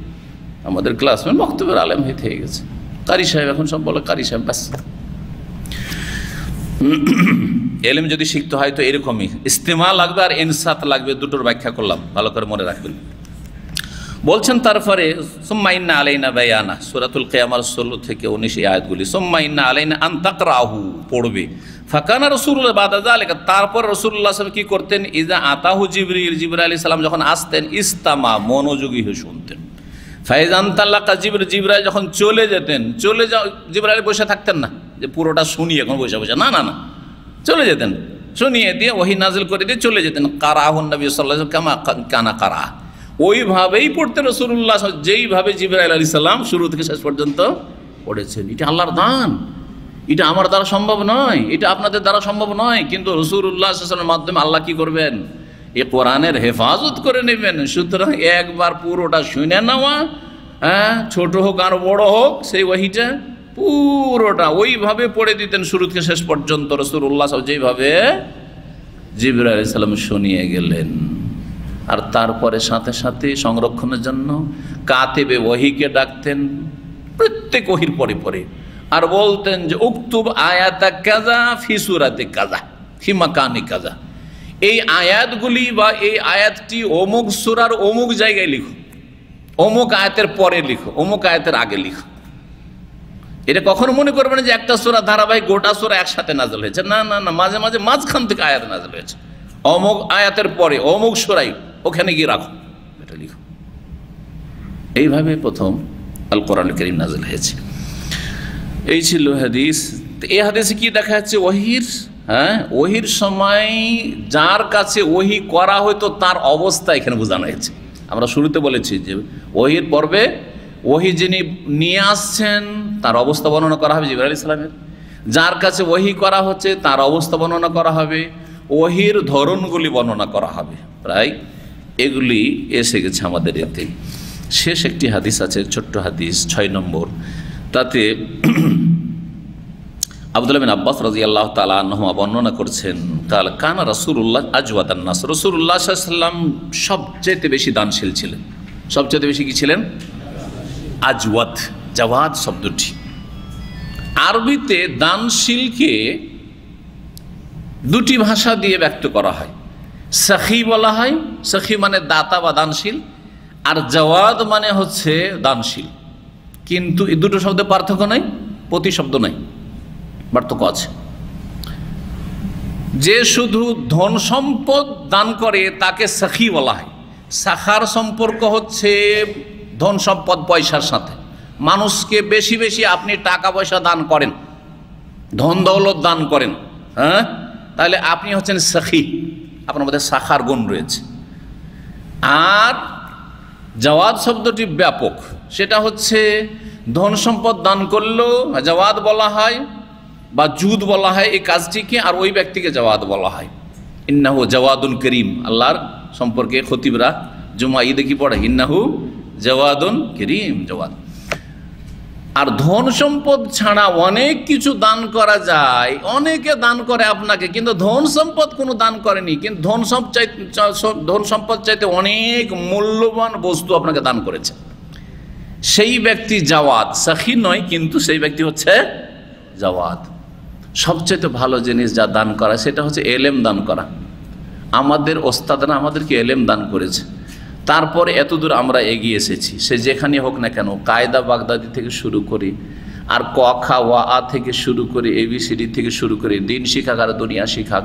দিন শিখালে সবচাইতে ফজিলত বেশি, দুনিয়া শিখারও ফজিলত আছে, কিন্তু দিনের শিক্ষকের ফজিলতের কাছে তারা কোনোদিন যেতে পারবে না, কারণ আল্লাহর কথা রাসূলের কথা শেখাচ্ছে, তাতে দুনিয়া এবং আখেরাত দুটোইকে সুন্দর করার চেষ্টা করেছে তারা। ওখান থেকে শুরু করে একবার শেষ পর্যন্ত মদিনা ইউনিভার্সিটি পর্যন্ত যতইগুলো ওস্তাদ রয়েছেন, সেই 1 ঘন্টারও যদি ওস্তাদ থেকে থাকে, একটা পয়েন্ট তার কাছ থেকে শিখতে পেরেছি, সে অনেক ধন সম্পদ দান করার চাইতে বেশি আমাকে দান করেছে। সুতরাং তিনি হচ্ছেন জাওয়াদ, তিনি হচ্ছেন জাওয়াদ, জি, দানশীল, তিনি হচ্ছেন দানশীল। অনেকে আপনাকে সময় দিয়েছে, টাকা দিয়ে কিছুই হইতো না, টাকা আছে কিন্তু সময় না দিলে, সৎ পরামর্শ না দিলে, আপনাকে একটু গাইড না করলে আপনি এগোতে পারতেন না। আপনার সৎ এক ভাইয়ের সৎ পরামর্শে অনেক এগিয়ে গেছেন আপনি, বা আপনি ক্ষয়ক্ষতি থেকে বেঁচে গেছেন, এরা হচ্ছে দানশীল। তো রাসূলুল্লাহ সাল্লাল্লাহু আলাইহি ওয়াসাল্লাম, হ্যাঁ, আজওয়াদ ইসিম তাফজিলের শেখা, সবচেয়ে সর্বাধিক কি ছিলেন? দানশীল ছিলেন বা দাতা ছিলেন। আর সবচেয়ে বড় দাতা রাসূলুল্লাহ সাল্লাল্লাহু কিসের? আরে ওয়াহির, এলেমের দাতা। নবী সাল্লাল্লাহু আলাইহি ওয়াসাল্লাম সমস্ত মানবতাকে এলেম শিখাতে এসেছিলেন, মুআল্লিমুন নাসুল খায়র, সমস্ত মানুষকে এলেম শিখাতে এসেছেন। আপনারা মোবাইলগুলো বন্ধ করেন, জি হ্যাঁ, নতুন ভাইরা হয়তো এই কাজ করছেন, আল্লাহ হেদায়েত করে। এখানে এসছেন, এটাও কিন্তু এখন আলোচনা করে লাভই কি হলো? শুনবেন আর নীরব থাকবেন, মানে কি আপনার মোবাইলটা এরকম করবে, আপনি নীরব, কিন্তু আপনার মোবাইল রিং করছে, তা আপনি ভালো মানুষ না? মোটেই ভালো মানুষ না, জি, ভালো মানুষ হওয়ার চেষ্টা করেন। ওয়াকান আজওয়াদা মা ইয়াকুনু ফি রমাদান, আর বিশেষ করে রমজানে সবচেয়ে বেশি দানশীল হয়ে যেতেন রমজানে, সুবহানাল্লাহ। তাহলে বোঝা গেল যে সময় যদি ভালো হয়, ভালো সময়ে আপনি আরও বেশি ভালো হওয়ার চেষ্টা করবেন, এইরকম ভালো স্থানে বেশি ভালো হওয়ার চেষ্টা করবেন। ইসলামিক সেন্টার আছেন, এখানে একটু ভালো হওয়ার চেষ্টা করবেন, রাস্তাঘাটে রিং বাজুক, অসুবিধা নেই। মসজিদে সবচেয়ে ভালো জায়গা, মসজিদে বেশি ভালো হওয়ার চেষ্টা করবেন। মক্কাতুল মুকাররম, মদিনা মুনাওয়ারা গিয়ে আরও ভালো হওয়ার চেষ্টা করবেন, জি, যত ভালো জায়গা, ভালো সময়, তত ভালো হওয়ার চেষ্টা করবে। এটি হচ্ছে সুন্নাহ রাসূলুল্লাহ সাল্লাল্লাহু আলাইহি ওয়াসাল্লাম আদর্শ। রমজানের সবচেয়ে বেশি দানশীল হয়ে যেতেন হিনা ইয়ালকাহু জিবরিল, যখন জিবরাইল আলাইহিস সালাম তার সাথে সাক্ষাৎ করতেন। এর থেকে আর একটা পয়েন্ট বোঝা গেল, সাথে সাথে মাসালাগুলি বলে দিই, যে ফায়দাগুলি এই হাদিস থেকে, যে ভালো মানুষের সাথে দেখা হলে আপনি আরও বেশি ভালো হওয়ার চেষ্টা করবেন।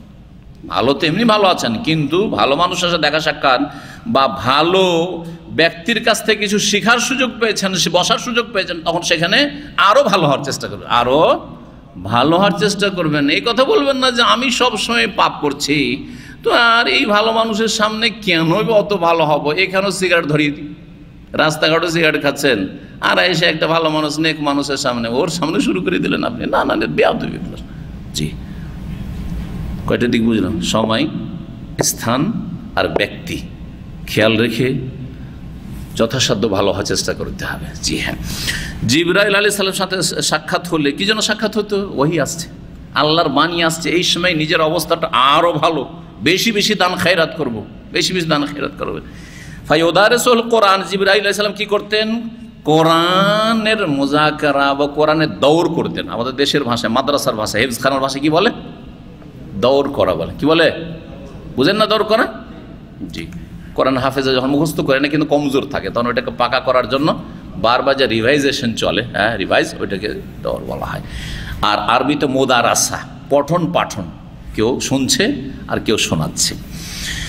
ফালা রাসূলুল্লাহ সাল্লাল্লাহু আলাইহি ওয়াসাল্লাম আজওয়াদু বিল খাইরি মিনার রিহিল মুরসালাহ। সুতরাং রাসূলুল্লাহ সাল্লাল্লাহু আলাইহি ওয়াসাল্লাম কল্যাণের ক্ষেত্রে সর্বাধিক দানশীল ছিলেন, দাতা ছিলেন এমন ঝড়ো বাতাস থেকে, যেই ঝড়ো বাতাসে বৃষ্টি বহন করে নিয়ে আসে। কোন বাতাস কল্যাণকর? যেই বাতাসের সাথে সাথে বৃষ্টি নেমে আসে। বর্ষা হয় না, অনাবৃষ্টি, বৃষ্টির খুব প্রয়োজন মানুষের, চাষাবাদের জন্য, গবাদি পশুর। সেই সময় যদি বাতাস উঠে, আমাদের দেশের গ্রামে গঞ্জের লোকেরা বলে রে বাতাস উঠেছে রে, বৃষ্টি হবে, হ্যাঁ খুশি হয়, খুশি হয়। কিন্তু বাতাস আবার আযাবও নিয়ে আসে। এই জন্য সবসময় বাতাস ভালো না, সবসময় বাতাস ভালো না। যেই বাতাসে বৃষ্টি বহন করে সেই বাতাস হচ্ছে নিয়ামতের বাতাস। এই জন্য কোরআনের ভাষাতে রিহকে আযাব বলা হয়েছে, আদ সম্প্রদায়কে রিহুন ফিহা আযাবুন আলিম, মর্মান্তিক শাস্তি ছিল। তোদাম্মের কুল্লা শাই, সব কিছুকে ধ্বংস করে দিয়েছিল, সব কিছু ধ্বংস করে দিয়েছিল। আল্লাহু আকবার। রিয়াহ, এই জন্য নিয়ামতের বাতাসকে রিয়াহ বলা হয়েছে কোরআনে কারীম ভাষায়। মুবাশশিরাত, সুসংবাদ বহনকারী বা সুসংবাদদাতা বলা হয়েছে। রাসূলুল্লাহ সাল্লাল্লাহু আলাইহি ওয়াসাল্লাম এত বেশি দানশীল ছিলেন। এইখান থেকে কি বোঝানো হইল? ওহীর চ্যাপ্টারে এই হাদিস কেন?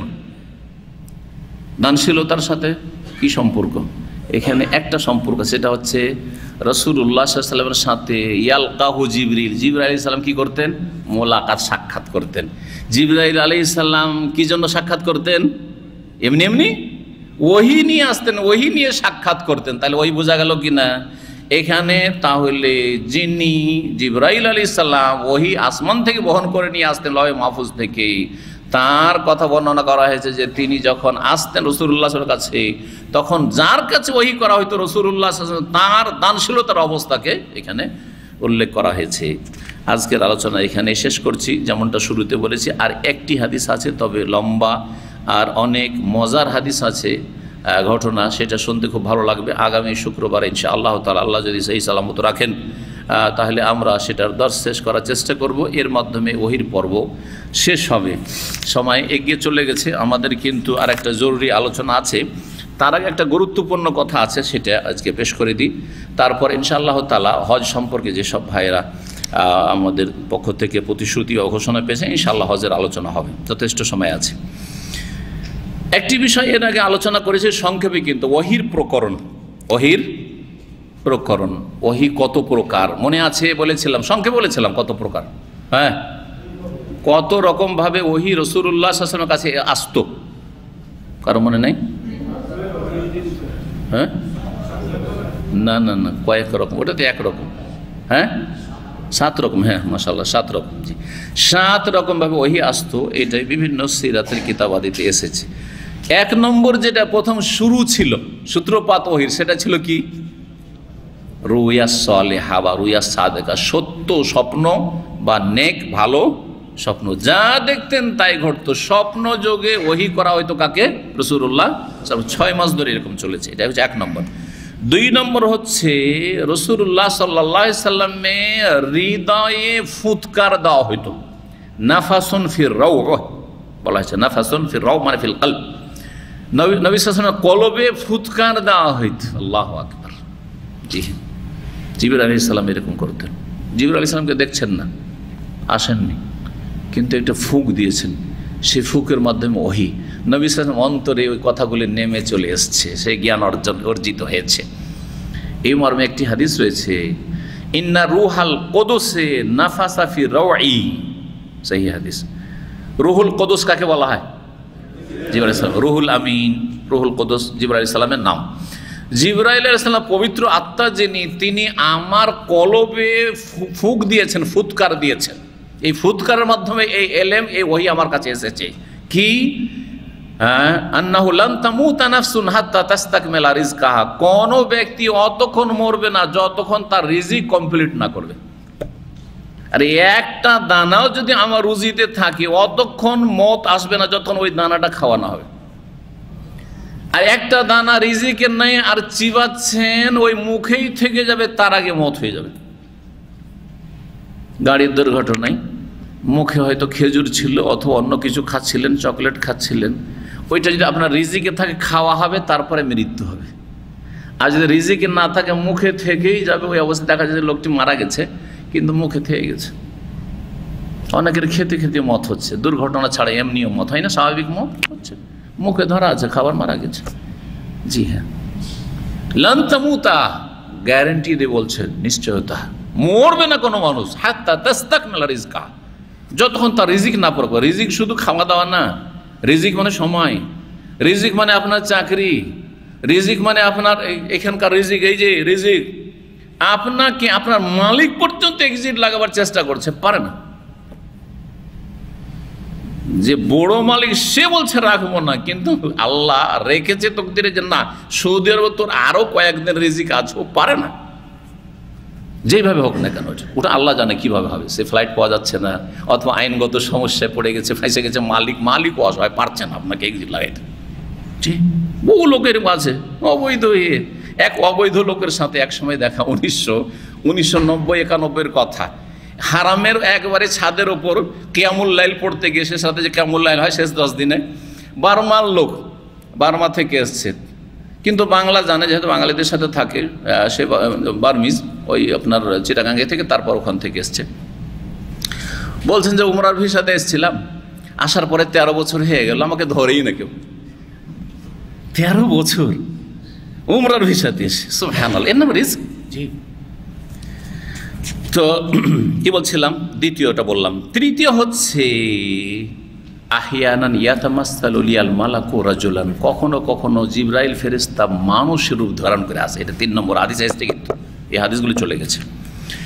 4 নম্বর সেটাও এসছে আমাদের আলোচনা, সেটা হচ্ছে সালসালাতুল জারাস, ঘণ্টার বাজনার মতো ঝনঝন ঝনঝন করে বাজছে, হ্যাঁ, আর ওহী নাজিল হচ্ছে। 5 নম্বর হচ্ছে ফেরেশতাকে, জিবরিল আলাইহিস সালামকে আপন রূপে দেখা, যেটা একটু আগে বললাম না 2 বার।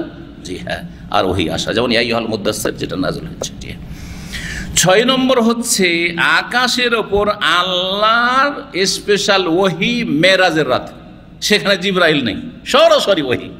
জি, আল্লাহ ওহী করছেন। জি, ফাআউহা ইলা আবদিহি মা আওহা মা কাযাবাল ফুয়াদু মা রাআ আফাতুমারুনাহু আলা মা ইয়ারা, সূরাতুন নাজম পড়ে নেবেন। জি, আল্লাহ ওহী করছেন তার বান্দাকে, এখানে বলা হয়েছে, মাঝখানে জিবরাইল নেই।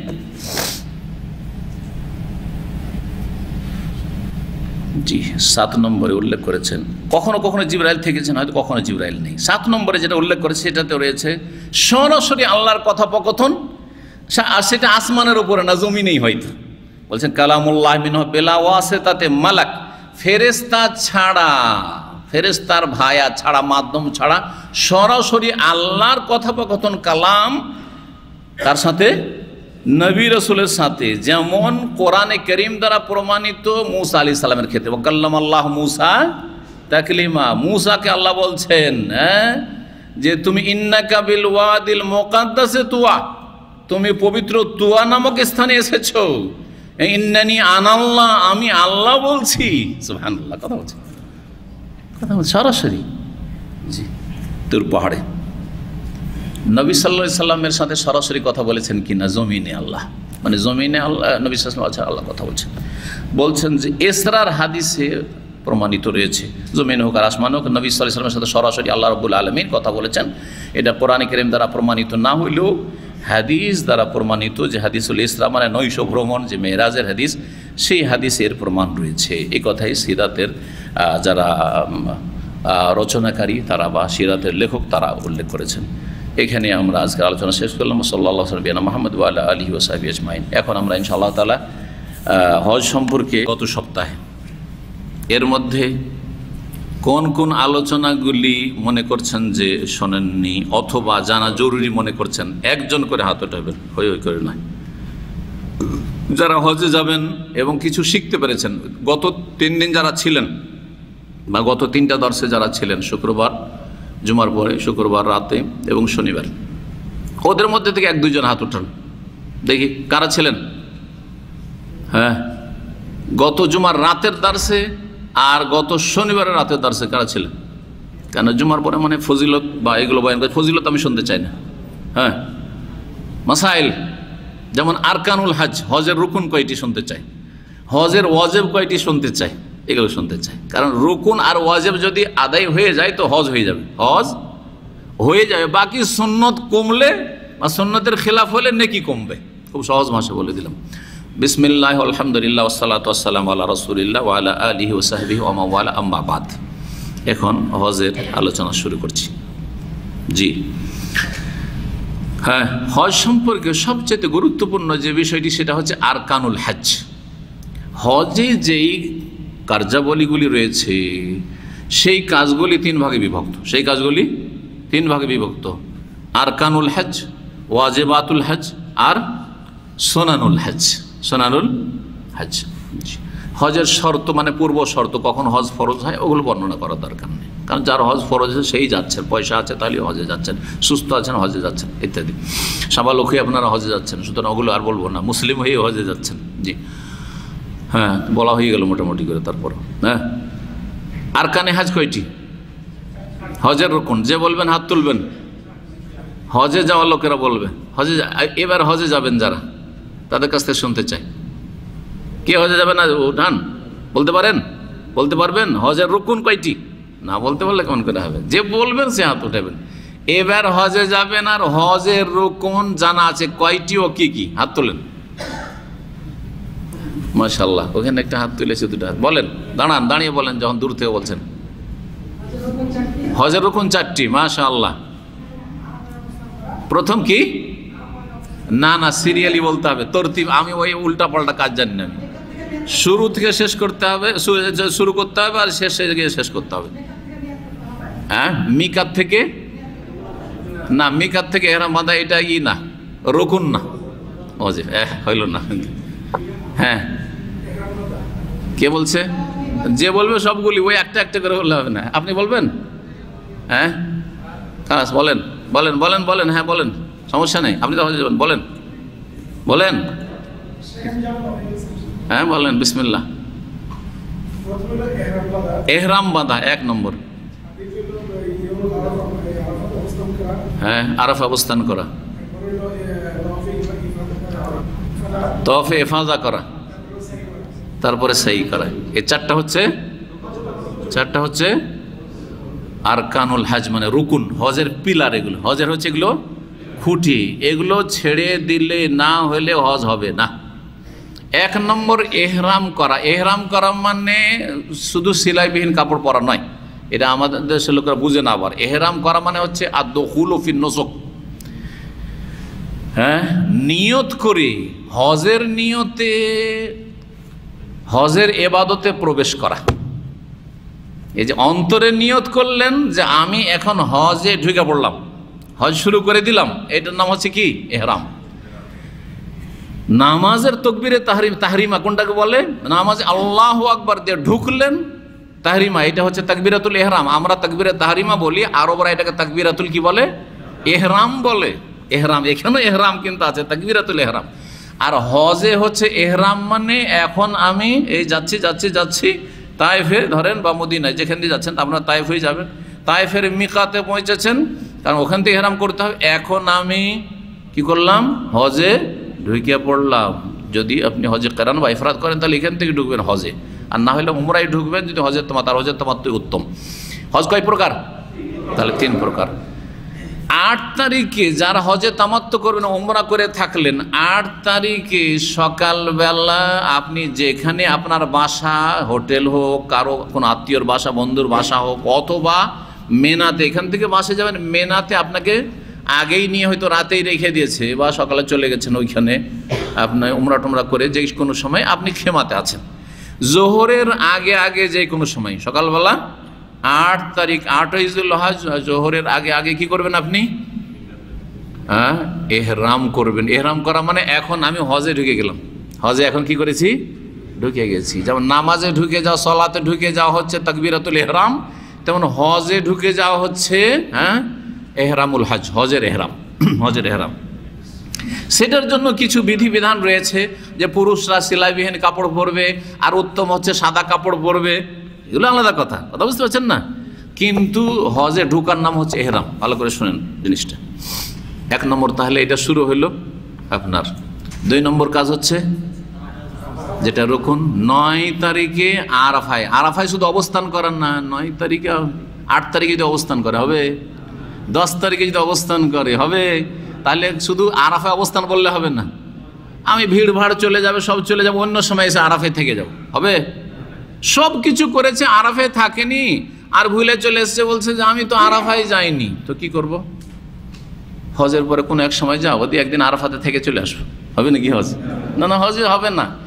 আরাফায় অবস্থান মানেই 9 তারিখে অবস্থান করা, দিনে পৌঁছিবেন জোহরের আগে যে কোনো সময়, আর রাতে পৌঁছলেও সমস্যা না। আজকাল আগে কিন্তু নিয়ে চলে যাচ্ছে অনেক সময়, সেই জন্য বলছি, অসুবিধা হতে নাই, কিন্তু সুন্নতের একটু খেলাফ হচ্ছে, মানুষের ভিড় বাড়তে বাঁচানোর জন্য। জোহরের আগে আগে যে কোনো সময় পৌঁছিবেন, আর তারপরে সূর্য ডুবিয়ে দেওয়া পর্যন্ত থাকবেন। সূর্য ডুবাইতে হবে, কিন্তু সূর্য ডুবার আগে যদি বেরিয়ে যান তো ওয়াজিব ছুটে যাবে, রুকুন আদায় হবে কিন্তু ওয়াজিব ছুটে যাবে, সূর্য ডুবিয়ে দিয়ে চলে আসবে।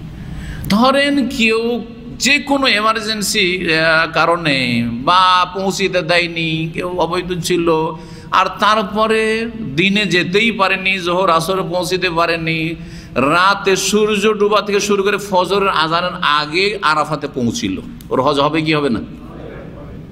কে বললো হবে? যে বললো হবে হাত তোলা। হ্যাঁ ঠিক আছে, হবে, হ্যাঁ মাশাআল্লাহ, হবে, হবে। রাত্রেও যদি চলে যায় তাহলে হজ হয়ে যাবে। কিন্তু আল্লাহু আকবার ফজরের আজান হয়ে গেছে, তারপরে আরাফায় ঢুকছে, হবে হজ? আর হজ হবে না, কারণ সময়সীমা রাসূলুল্লাহ সাল্লাল্লাহু আলাইহি হাদিসে বলে দিয়েছেন যে ফজরের আগে আগে কেউ যদি পৌঁছে যায় তাহলে হজ হবে, আর না হলে হবে না। এই মর্মে হাদিস আল হাজ্জ আরাফা, হজ হচ্ছে আরাফায় অবস্থানের নাম। কথা বুঝতে পারছেন? তাহলে কোন সময়তে আরাফা থাকতে হবে। আরাফায় থাকার ক্ষেত্রে ভুল করে, এটা মনে করিয়েন না যে সবাই আরাফায় থাকে।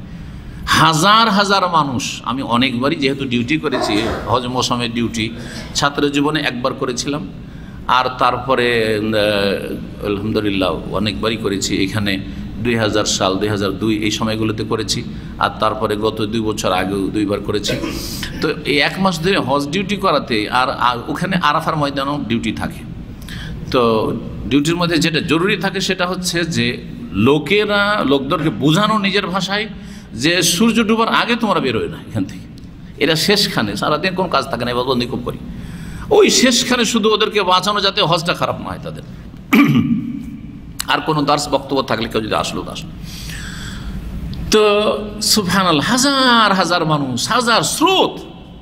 আসর পর শুরু হয়ে গেছে, আসর ফজর আগে আগে যে মুজদালিফায় জায়গা নেবে, আগে ভাগে গিয়ে কী করবে? মুজদালিফায় জায়গা নেবে। এদের হজের ওয়াজিব ছুটে গেল, সূর্য ডুবাইল না। কথা বুঝতে পেরেছেন? জি। 2 নম্বর আল হাজ্জ আরাফাত, এটা হলো। 3 নম্বর হচ্ছে তফ এফাজা। তফ এফাজা যখন বললেন, তাহলে এফাজা কোনটাকে বলে? আফাজা ইউফিজু মানে ফিরে আসা। সুম্মা আফিজু মিন হাইসু আফাজান নাস, যেখান থেকে লোকেরা ফিরে ওখান থেকে ফিরো, প্রত্যাবর্তন করো। এই একই হাদিসের ভাষায় তফ এফাজা বলা হয়েছে। আরাফা থেকে ফিরে এসে 10 তারিখে পাথর মেরে কোরবানি করে, তারপরে কোরবানি করলে ভালো, তরতিবগুলো ঠিক রাখলে। এক কথায় 10 তারিখে আরাফা থেকে ফিরলেন যে সকালবেলা, রাত্রে ফিরেছেন মুজদালিফার, মুজদালিফা থেকে ফিরলেন মিনা, আর তারপরে চলে আসলে সেই দিনে এসে যে তওয়াফটা করবেন, সেই জন্য ওর নাম হচ্ছে তওয়াফে ইফাদা। এই তওয়াফকে জিয়ারা বলা, ফেকার ভাষায় ফিকার কিতাবে তওয়াফুজ জিয়ারা। এই জন্য আমাদের দেশের জনগণ বা আলেম সমাজ এটাকে তওয়াফে হেফাজত মানে হাদিসের ভাষা চর্চা করেন। ওরা কি করে, দেশের আলেমরা ওই ফিকার শব্দটা চর্চা করে, তওয়াফে জিয়ারা বলে। কি বলে? তওয়াফে জিয়ারাতে যাব। জিয়ারা বলা যায়, যাচ্ছে কোনো অসুবিধা নেই। কেন বলা হয়? কারণ আপনার আসল উদ্দেশ্য হচ্ছে এই তওয়াফের জন্য কাবার জিয়ারত, এটা ফরজ, এটা ফরজ। ওয়ালিয়াত্তাওয়াফু বিল বাইতুল আতিক, প্রাচীনতম ঘরের যেন তওয়াফ করে, এই তওয়াফ কি বোঝানো হয়েছে, বিশেষ করে ফরজ রোকন তওয়াফ, যা না হলে হজ হবে না। তাহলে 3 নম্বর হয়ে গেল বাইতুল্লাহ তওয়াফ করা। এই তওয়াফের আরও কয়েকটি নাম আছে। এর নাম হচ্ছে তওয়াফে রুকুন, কারণ এটা রুকুন সেই জন্য। এই তওয়াফের চতুর্থ নাম হচ্ছে তওয়াফে ফরজ, এটা ফরজ সেই জন্য। জি, এই তওয়াফের নাম হচ্ছে তওয়াফুল হজ, এটা হজের মেন তওয়াফ, সেই জন্য এটার নাম হচ্ছে তওয়াফুল হজ। কয়টা নাম বললাম? 5টা নাম বললাম। যে মনে রাখবেন, নাম জানেন আর না জানেন, এই তওয়াফটা করতে হবে। 10 তারিখে হয়ে গেলে সবচেয়ে ভালো। যদি 10 তারিখে না হয়, বুড়ো বয়স্ক হাজিরা রয়েছে, নারীরা রয়েছে, আমার একটা পরামর্শ, কারণ কালকেও প্রশ্ন এসেছে বাংলাদেশি হাজিদের যে আমরা কি 10 তারিখেই হজ করতে হবে আর তওয়াফটা করতেই হবে? যারা বয়স্ক মানুষ বা যাদের সাথে মহিলারা আছে তাদেরকে পরামর্শ দেয় আপনারা 10 তারিখে আসলে বেশি হয়তো কষ্ট হবে। যদি সকালে সকালে এসে সেরে চলে যেতে পারেন তাহলে তো ভালো, কিন্তু অধিকাংশ সকালে সারতে পারেন না, বিকালে আসেন, তাহলে তো রাতটাই কেটে যাবে মক্কায়, তো হজম ছুটলো আবার ওইদিকে, হ্যাঁ, মেনাই রাত্রি যাপনের। সুতরাং এই ভুল কাজ করবেন না। কি করবেন? 11 তারিখ, 12 তারিখ না, 10 তারিখের পর 11 তারিখ সকাল সকাল চলে আসেন। সকালে সকালে অনেকটা খালি থাকে, ফজরের আগে বেরিয়ে যান, গাড়িও ফ্রি পাবেন, আমরা খালি খালি, এগুলো অভিজ্ঞতা বলছি, অনেক হজের পরে। ফজরের আগে বেরিয়ে যান, আর ফজরটা এসে হারামে ধরলেন হয়তো আপনি, রাত 3টার দিকে যদি বেরিয়ে যান, ফজরটা হারামে পেয়ে গেলেন। আর ফজর পড়ে বা শুরু করে দিলেন আপনার তওয়াফ করা, তওয়াফ হয়ে গেল, সেই হয়ে গেল। সকাল সকাল যখন হয়ে গেল, দুপুরে খাওয়া দাওয়া করলেন মক্কাতে, একটু রেস্টটা হয়ে গেল, আর বিকেলবেলা বেরিয়ে গেলেন, যাতে করে মাগরিব হইতে হইতে আপনি কোথায় পৌঁছে যান? মেনায় পৌঁছে যান। কারণ 12 তারিখের রাত, 11 পরে 12 তারিখের রাত আপনাকে ওখানে যাপন করতে হবে, ওয়াজিব। জি হ্যাঁ, এই করবেন। 12 তারিখে আসবেন না, কারণ 12 তারিখে স্থানীয় হাজিরা বিদায় হবে, সেই জন্য ভিড় বেশি থাকবে। 13 তারিখে আসবেন না, আসবেনই, কিন্তু 13 তারিখে যদি এই তওয়াফ করেন তো এখানকার লোকাল হাজিরা অনেক ভিড় করবে, সেই ভিড়ে বয়স্ক মানুষ কষ্ট পাবেন বা মহিলাদেরকে নিয়ে কষ্ট পাবেন। সুতরাং 12-13 তারিখে না আসাটাই ভালো, শরীয়তি বাধা নয়, আপনাদের সুবিধার জন্য বললাম, যাদের সাথে আত্মীয় স্বজনরা দেশ থেকে আসছে তাদের ক্ষেত্রে বললাম। জি, কয়টা হইল? 3টা রুকন হলো। 4 নম্বর রুকন হচ্ছে সাফা মারওয়া সাই করা। সাফা মারওয়ার সাই করা। যদি হজে তামাত্তু করেন তো 2 সাই করতে হবে, কারণ উমরার জন্য 1 সাই হয়ে গেছে সেপারেট, যেমন উমরা করেন নর্মালি, আর হজের জন্য আলাদা সাই। কিন্তু হজে ইফরাদ যদি করেন অথবা কেরান করেন, কেরানের ক্ষেত্রেও সঠিক মত হচ্ছে যে 1টি সাই যথেষ্ট, 1টি সাই যথেষ্ট, 2 সাই নয়। জি হ্যাঁ, 4টি তাহলে আর কানুল হজ, হজের রুকুন, এগুলো হচ্ছে ফরজ, এমন ফরজ রুকুন যে এগুলো ছুটে গেলে হজ হবেই না। ওয়াজেবাত, ওয়াজেব কয়টি? হ্যাঁ, কে বলছে? কি যে বলছেন হাত তোলেন, একটু শুনতে চাইবো সেই জন্য। হ্যাঁ, 7টি চলে, 7টি 8টি 6টি সব চলবে, মানে মানে ব্যাখ্যা করা যাবে। কেউ যদি 6 বলে তোর ব্যাখ্যা আছে, 7 বলে তোর ব্যাখ্যা আছে, 8 বললে ওর ব্যাখ্যা আছে, এই জন্য কোনোটাকে ভুল বলবো না। চলেন, যে 7টা বলবে 7টা শোনাইতে হবে, যে 8টা বলবে 8 শোনাইতে হবে, যে বলবে 6টাও 6 শোনাইতে হবে, কারণ সব হাজিদের জন্য 7টি 8টি নয়। চল, কিন্তু 6টি সবার জন্য। হ্যাঁ, 1 নম্বর মিকাত থেকে এহরাম বাঁধা। এই যে একটু আগে বলছিলেন মিকাত থেকে এহরাম বাঁধবেন, এখান থেকে হজের নিয়তে যাচ্ছেন, আর বিনা এহরামে ঢুকে গেলে, এহরাম করলেন না, আপনি মক্কা ঢুকে গেলেন না, চলবে না। আপনাকে নিয়ত করে ঢুকতে হবে যে আমি হজের নিয়তে। জি হ্যাঁ, হজের নিয়তে বা উমরার নিয়তে, এখন কমপক্ষে উমরার নিয়তে, হজের তামাত্তু আপনাকে এইখান থেকে নিয়ত করে ঢুকতে হবে। কোনখান থেকে? মিকাত থেকে। জি, তাহলে এখানে একটা কথা আর ভেঙে দিই, মজা হবে। কেউ যদি আইনকে ফাঁকি দেওয়ার জন্য, ধরেন এহরাম টেহরাম বাঁধলো না, মিকাতে এহরাম বাঁধলো না, এমনি চলে গেল, এমনি ঢুকতে দিয়েছে ওকে, বা আগে গিয়ে চলে গেছে, কিন্তু আগে থেকে নিয়ত আছে হজ করবো, চলে গেছে, আর তখন উমরাও করেনি, এমনি ঢুকে গেছে, হয়তো এমনি ঢুকতে দিচ্ছিল, হয়তো এহরামের কাপড়ে ঢুকতে দিবে না, ঢুকে গেছে, ঢুকে যারা মক্কা থেকে এহরাম বাঁধছে, তাহলে তার হজ হবে কি হবে না? হ্যাঁ, ওয়াজিব ছুটবে, কিন্তু রুকুন আদায় হবে, কারণ এহরাম তো করলো সে, মক্কাতে এহরাম বেঁধেছে, কিন্তু মিকাতে এহরাম বাঁধা ওয়াজিব ছিল, সে ওয়াজিব ছুটেছে, সেই জন্য দম দিতে হবে। হ্যাঁ, মিকাতে রামাদা মেনাই আগে যেগুলো সেগুলো আগেরটা আগে করেন না। মেনাই যে 8 তারিখের এটা অবস্থান ওয়াজিব না সুন্নাত? সুন্নাত, হ্যাঁ, এটা চলবে না। আরাফাই সূর্য ডুবা পর্যন্ত অবস্থান করা। দেখেন, আরাফাই দিনে থেকে যদি চলে আসে তো রুকুন আদায় হবে, কিন্তু ওয়াজিব আদায় হবে না। সূর্য অস্তমিত করা, সূর্য ডুবিয়ে দেওয়া, এটা হচ্ছে কি ওয়াজিব ইলাল গুরুব। হ্যাঁ, ঠিক। তারপরে যখন সকালবেলা রাত্রিবেলা আসলেন যে মুজদালিফাই সিরিয়াল, তাহলে মনে থাকবে কিন্তু মুজদালিফাই রাত্রি যাপন 3 নম্বর ওয়াজিব। এই রাত কাটানো মুজদালিফাই কিন্তু ওয়াজিব। বাইরে থেকে গেলেন, আসতে পারলেন না, ভিড় বাড়ে না, চলবে না, দম দিতে হবে। মুজদালিফায় ঢুকতে হবে, রাতের কিছু অংশ হইল। জি জি। অথবা চলে আসলেন মুজদালিফায়, দেখছেন খুব ভিড়, জায়গা নেই, চলে আসলেন আপনি মিনাতে এসে আপনি খিমায় ঘুমাচ্ছেন, তাহলে ওয়াজিব ছেড়ে দিলেন। বোঝা গেছে? জি হ্যাঁ। মুজদালিফা রাত্রি যাপন 3 নম্বর। 4 নম্বর, হ্যাঁ, সকালবেলা আসার পর তরতিবে শুরু করেন। সকালবেলা আসার পর কিন্তু বেশ কিছু ওয়াজিব আছে। জামরাতে পাথর মারা, এখানে বড় জামরা 10 তারিখে বড় জামরা, আর 11, 12, 13 পর্যন্ত থাকলে 13, 3 7 21টা করে প্রতিদিন পাথর মারা, টোটাল মিলে ওয়াজিব। শুধু একটাকে ওয়াজিব বলবো না, কিন্তু ওয়াজিবের একটা অংশ হচ্ছে 10 তারিখে পাথর মারা।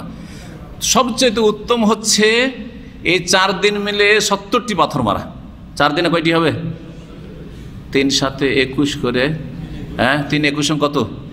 63। আর 10 তারিখে 7টি, তাহলে তো হইল 70টি হলো না? কিন্তু কেউ যদি তাজিল মানে তাড়াতাড়ি চলে আসে 12 তারিখে, তাহলে 21টা মাইনাস করে দেবেন, 21টা কমে যাবে। 12 তারিখে আসা জায়েজ আছে, কিন্তু উত্তম হচ্ছে 13 তারিখ পর্যন্ত থাকা। হয়ে গেল, তাহলে কয়টা হইল? 4টা হয়ে গেছে। পাথর মারা দিয়ে প্রথমে এসে পাথর মারলেন, 4টা হইল। 5 নম্বর, কোরবানি করা কার জন্য? সবার জন্য। হজে তামাত্তু বা কিরান করলে কোরবানি করা, যদি হজে ইফরাদ করে তো কোরবানি নাই। তো যারা ওই 8টা করেনি, কম করেছে, তাহলে কোরবানি মাইনাস হয়ে গেল। হাজার ধরেন 30 লক্ষ হাজি বা 40 লক্ষ হাজির মধ্যে কমপক্ষে 1-2 লাখ হাজি তো এরকম হবে, বা তারও বেশি হবে যারা ইফরাদ, তাহলে তোদের কোরবানি নেই, কোরবানি ওয়াজিব না, কোরবানি করলে মুস্তাহাব সুন্নাত। জি হ্যাঁ। 5 নম্বর হয়েছে কোরবানি না। 6 নম্বরে মাথা মুন্ডন করা। মাথা মুন্ডন করলে ভালো, কিন্তু চুল যদি পুরো মাথা থেকে কাটে তবু ওয়াজিব আদায় হয়ে যাবে। দুটোর একটা করা। জি হ্যাঁ, একটা করলে ওয়াজিব আদায় হয়ে যাবে। জি হ্যাঁ। হ্যাঁ, এই এখন আইএমএ তাশরিকের যে রাতগুলি রয়েছে, 10 তারিখের পরে 11 তারিখের রাত আর 12 তারিখের রাত, 3 রাত না 2 রাত? হ্যাঁ, যে বলছেন, হ্যাঁ ওকে বলতে দেন। হ্যাঁ, 3 রাত ওয়াজিব না 2 রাত ওয়াজিব? 2 রাত ওয়াজিব। 2 রাত হচ্ছে ওয়াজিব, তাহলে ওয়াজিব আদায় হয়ে গেল। কিন্তু কেউ যদি 12 তারিখে যাওয়ার নিয়ত, ওখান থেকে মিনা ছেড়ে যাওয়ার নিয়ত না করে, আর এইরকম করতে করতে ওর সন্ধ্যা হয়ে যায়, সূর্য ডুবে যায়, তাহলে তখন 13 তারিখের রাত্রি যাপন করা ওয়াজিব হবে। তাহলে ওয়াজিব কার জন্য? যে 12 তারিখের দিন গিয়ে সূর্য ডুবিয়ে দিবে, যাবো কি যাব না করে। অনিচ্ছাকৃত যদি সূর্য ডুবে যায়, ধরেন 12 তারিখে বিকেলবেলা পাথর মারা হয়ে গেছে, আপনার জওয়ালের পরে মারতে হবে, কিন্তু 11, 12, 13 এগুলোতে, মানে দুপুরবেলার পরে পাথর মারার পরে গেলেন আপনি তাঁবুতে, ওখানে বাস আসবে বলেছে, বাস চলে আসবে তোমাদের জন্য সূর্য ডুবার আগে, আসার পরে বা এই 5টার সময় বাস চলে আসবে, বাস কি আর 5 ঘন্টা আসলো না, রাত হয়ে গেল, তো রাত থাকা ওয়াজিব হয়ে গেল নাকি? না, মোটেই না, কারণ আপনি নিয়ত শেষ করে ফেলেছেন, আমি তো চলে এসেছি, এখন আমাকে নেয়নি, হামলাওয়ালার শর্ত আছে যে আমাকে বাস দেবে। হ্যাঁ, যদি ওদের পক্ষ থেকে আগে বললে তো যে না বাস টাস নেই, তুমি তোমার মতো করে তদবির করে চলে যাও, তাহলে আপনি পাথর মেরে মিনা থেকে বাইরে চলে, সূর্য ডুবার আগে আগে পাথর শেষ, যে জামরাটা আছে ওইটা পাথর মারার পরে একটু বেরিয়ে গেলি তো শেষ, মেনা শেষ, মেনার সীমানা শেষ, বাস হয়ে গেল। হ্যাঁ, কয় নম্বর হলো? হাতে ধরে থাকেন। কয়টা হয়েছে? 7টা হয়েছে। কোনটা দিয়ে? মানে মাথা মুন্ডন দিয়ে 7টা হয়েছে। আর কিছু আছে? মাথা মুন্ডনের পর আর কিছু বললেন নাকি? কি? হ্যাঁ, ওদের অবস্থান করা, হ্যাঁ ওইটা দিয়ে 7টা হলো। জি হ্যাঁ, জি জি জি ঠিক। মবিত, রাত্রি যাপন করা 11, 12 তারিখে কমপক্ষে এই 2 রাত, এটা হচ্ছে 7 নম্বর। জাযাকাল্লাহ খায়র। তারপরে 8 নম্বরে বিদায়ী তাওয়াফ, যখন আপনি চলে আসছেন, আর আপনারা তো এখানকার হাজিরা তাড়াতাড়ি চলে আসবেন, সেই জন্য তখনই। আর দেশের হাজিরা যেই দিন শেষ দিন ফ্লাইট আছে তার কয়েক ঘন্টা আগে, মক্কা থেকে বের হওয়ার আগে, বেশি আগে নয় যে 24 ঘন্টা আগে তফে বিদায় তফ করে তফে বেদা করে বসে আছে, ওটা জায়েজ নয়। হ্যাঁ, তফে বেদা করার পরে 2-4-5 ঘন্টা লেট হইতে পারে, গেল, তারপরে বাস আসছে আসে না, এই 2-4 ঘন্টা দেরি হচ্ছে, সেটা আলাদা কথা। কিন্তু ধরেন 24 ঘন্টা 12 ঘন্টা 14 ঘন্টা আগে রাত্রে এর সাথে তফ করে চলে গেছি বিদায় তফ, আর আসর হয়েছে আসেও না, আর আবার নামাজ পড়তে আসছেন, নামাজ পড়তে আসছেন, আপনি হারামে এসছেন, আবার বিদায় তফ করেন, কোথায় বিদায় হলেন আপনি? বোঝা গেছে না? শেষখানে বিদায় তফটা হইতে হবে। আপনাদেরকে 12 তারিখের পরে ওই রাত্রি বেলা নিয়ে চলে আসবে, আর না হয় 13 তারিখের পরে নিয়ে আসবে, বেশিরভাগ 12 তারিখের পরে নিয়ে চলে আসে 70% 80% হাজিদেরকে। তখন আপনি বিকালবেলা চলে আসলেন, আসার পরে রাত্রিবেলা কি করবেন? বিদায় তফ করে আর তারপরে আপনার বাসে চলে যাবেন। কয়টা হইল? 8টা হলো। 8টা হলো। 7টা কেন করলাম? কোনটা মাইনাস করলাম? কোরবানি সকল হাজির জন্য নয়। কোরবানি কার জন্য? কেরান আর তামাত্তুকারীর জন্য, ইফরাদকারীর জন্য। আর কোরবানি মক্কাবাসীর জন্য নেই। কোরবানি কার নাই? যালিকা লিমান লাম ইয়াকুন আহলুহু হাদিরিল মসজিদিল হারাম। এই হজে তামাত্তু কেরানের যে কোরবানি, সেটা ওদের জন্য যারা মসজিদে হারামে অবস্থানকারী, মানে মক্কার বাসিন্দা নয়। স্পষ্ট কোরআনে কারিমে। তাহলে বোঝা গেল মক্কার লোকেদের জন্য কোরবানি ওয়াজিব না। মক্কার লোকের আল্লাহ এখানে হক দিয়েছেন যে বাইরের লোকেরা কোরবানি করবে, ওদের কোরবানি থেকে তোমরা খাও। কথা বুঝতে পেরেছেন না? ওদের কিছু আল্লাহ বেনিফিট দিয়েছেন, সুবিধা দিয়েছেন। আচ্ছা, আর একটা বিদায় তফ। হ্যাঁ, ওরা তো বিদায় হচ্ছে না, সেজন্য মক্কার লোকেরা বিদায় তফ নেই, ঠিক বলছেন। আর একটা মাইনাস হবে। হ্যাঁ, কোনটা? 13 তারিখে? না 13 তারিখটা না, বিদায় তফ। বিদায় তফ মহিলারা যদি সবগুলি কাজ সেরে নিয়েছে, মানে তফ এফাজা সেরে নিয়েছে, আর মেনার রাত্রি যাপনও হয়ে গেছে, অজেব ছিল, কারণ মেনাতে থাকার জন্য তো পাক থাকা লাগে না, কিন্তু তফ করার জন্য তো পবিত্র থাকা লাগবে, তাই না? মাসিক চলে এসছে, এই অবস্থায় বিদায় তফের জন্য বসে থাকবে নাকি? না, বসে থাকবে না। তখন তাহলে মাসিক ঋতুবতী মহিলা যদি হয়, তাহলে বিদায় তফ তাদের ওপর থেকে মাফ, তাহলে তাদের ক্ষেত্রে একটা কমে গেল, তাদের ক্ষেত্রে একটা কমে গেল। এইভাবে এই জন্য বললাম যে সমস্ত হাজিদের ওপর 6টা ওয়াজিব। তাহলে এখন সমস্ত হাজিদের ওপর 6টা ওয়াজিব। এইটিকে রিভাইজ করেন। 1 নম্বর মিকাত থেকে আরাম বাঁধা, 2 নম্বর আরাফায় সূর্য ডুবানো, 3 নম্বর মুজদালিফায় রাত্রি যাপন, 4 নম্বরে সকাল সকালে এসে পাথর মারা, হ্যাঁ 5 নম্বর হ্যাঁ আরে কোরবানি উল্লেখ করেননি তো? আপনারা করেছেন কোরবানি করা, কিন্তু কোরবানি সবার জন্য। হ্যাঁ করেছেন, হ্যাঁ কোরবানি করা। তারপরে মাথা মুন্ডন করা, হ্যাঁ কয়টা হইল? কোরবানিটা বাদ দিতে হবে, কোরবানি সবার জন্য যেহেতু নাই, তো 6টাই। যে মাথা মুন্ডন সবার জন্য যেহেতু, চুল ছোট করা, এই 6টা হয়ে গেল। বাকি তাহলে কোরবানি আর তফে বেদা, বিদায় তফ আর কোরবানি কিছু হাজিদের জন্য আছে, কিছু হাজিদের জন্য ওয়াজিব নাই। সেই জন্য যারা 8 বলবে সেটাও ঠিক, 7 বলবে ওটাও ঠিক, আর 6 যদি বলে সমস্ত হাজিদের জন্য 6টা, ঋতুবতী মহিলাদের জন্য একটা তখন কমে যাবে।